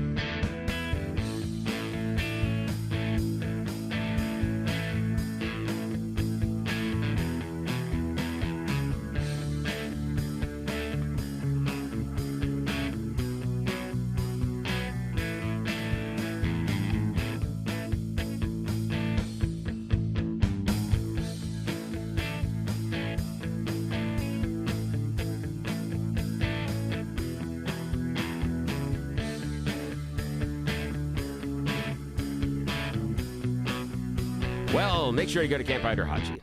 Did some bad math. We are running out of time. Deb Flora, we only got like 15 seconds. Tell us again. It's going to be this Thursday night, Town Hall, Beck Center in Aurora. Yes. Thank you so much. Come to make your voice heard. Ask questions. Going to have an amazing panel. This is about 1312. Go to my Twitter feed at Deborah Flora, the number one, at Deborah Flora.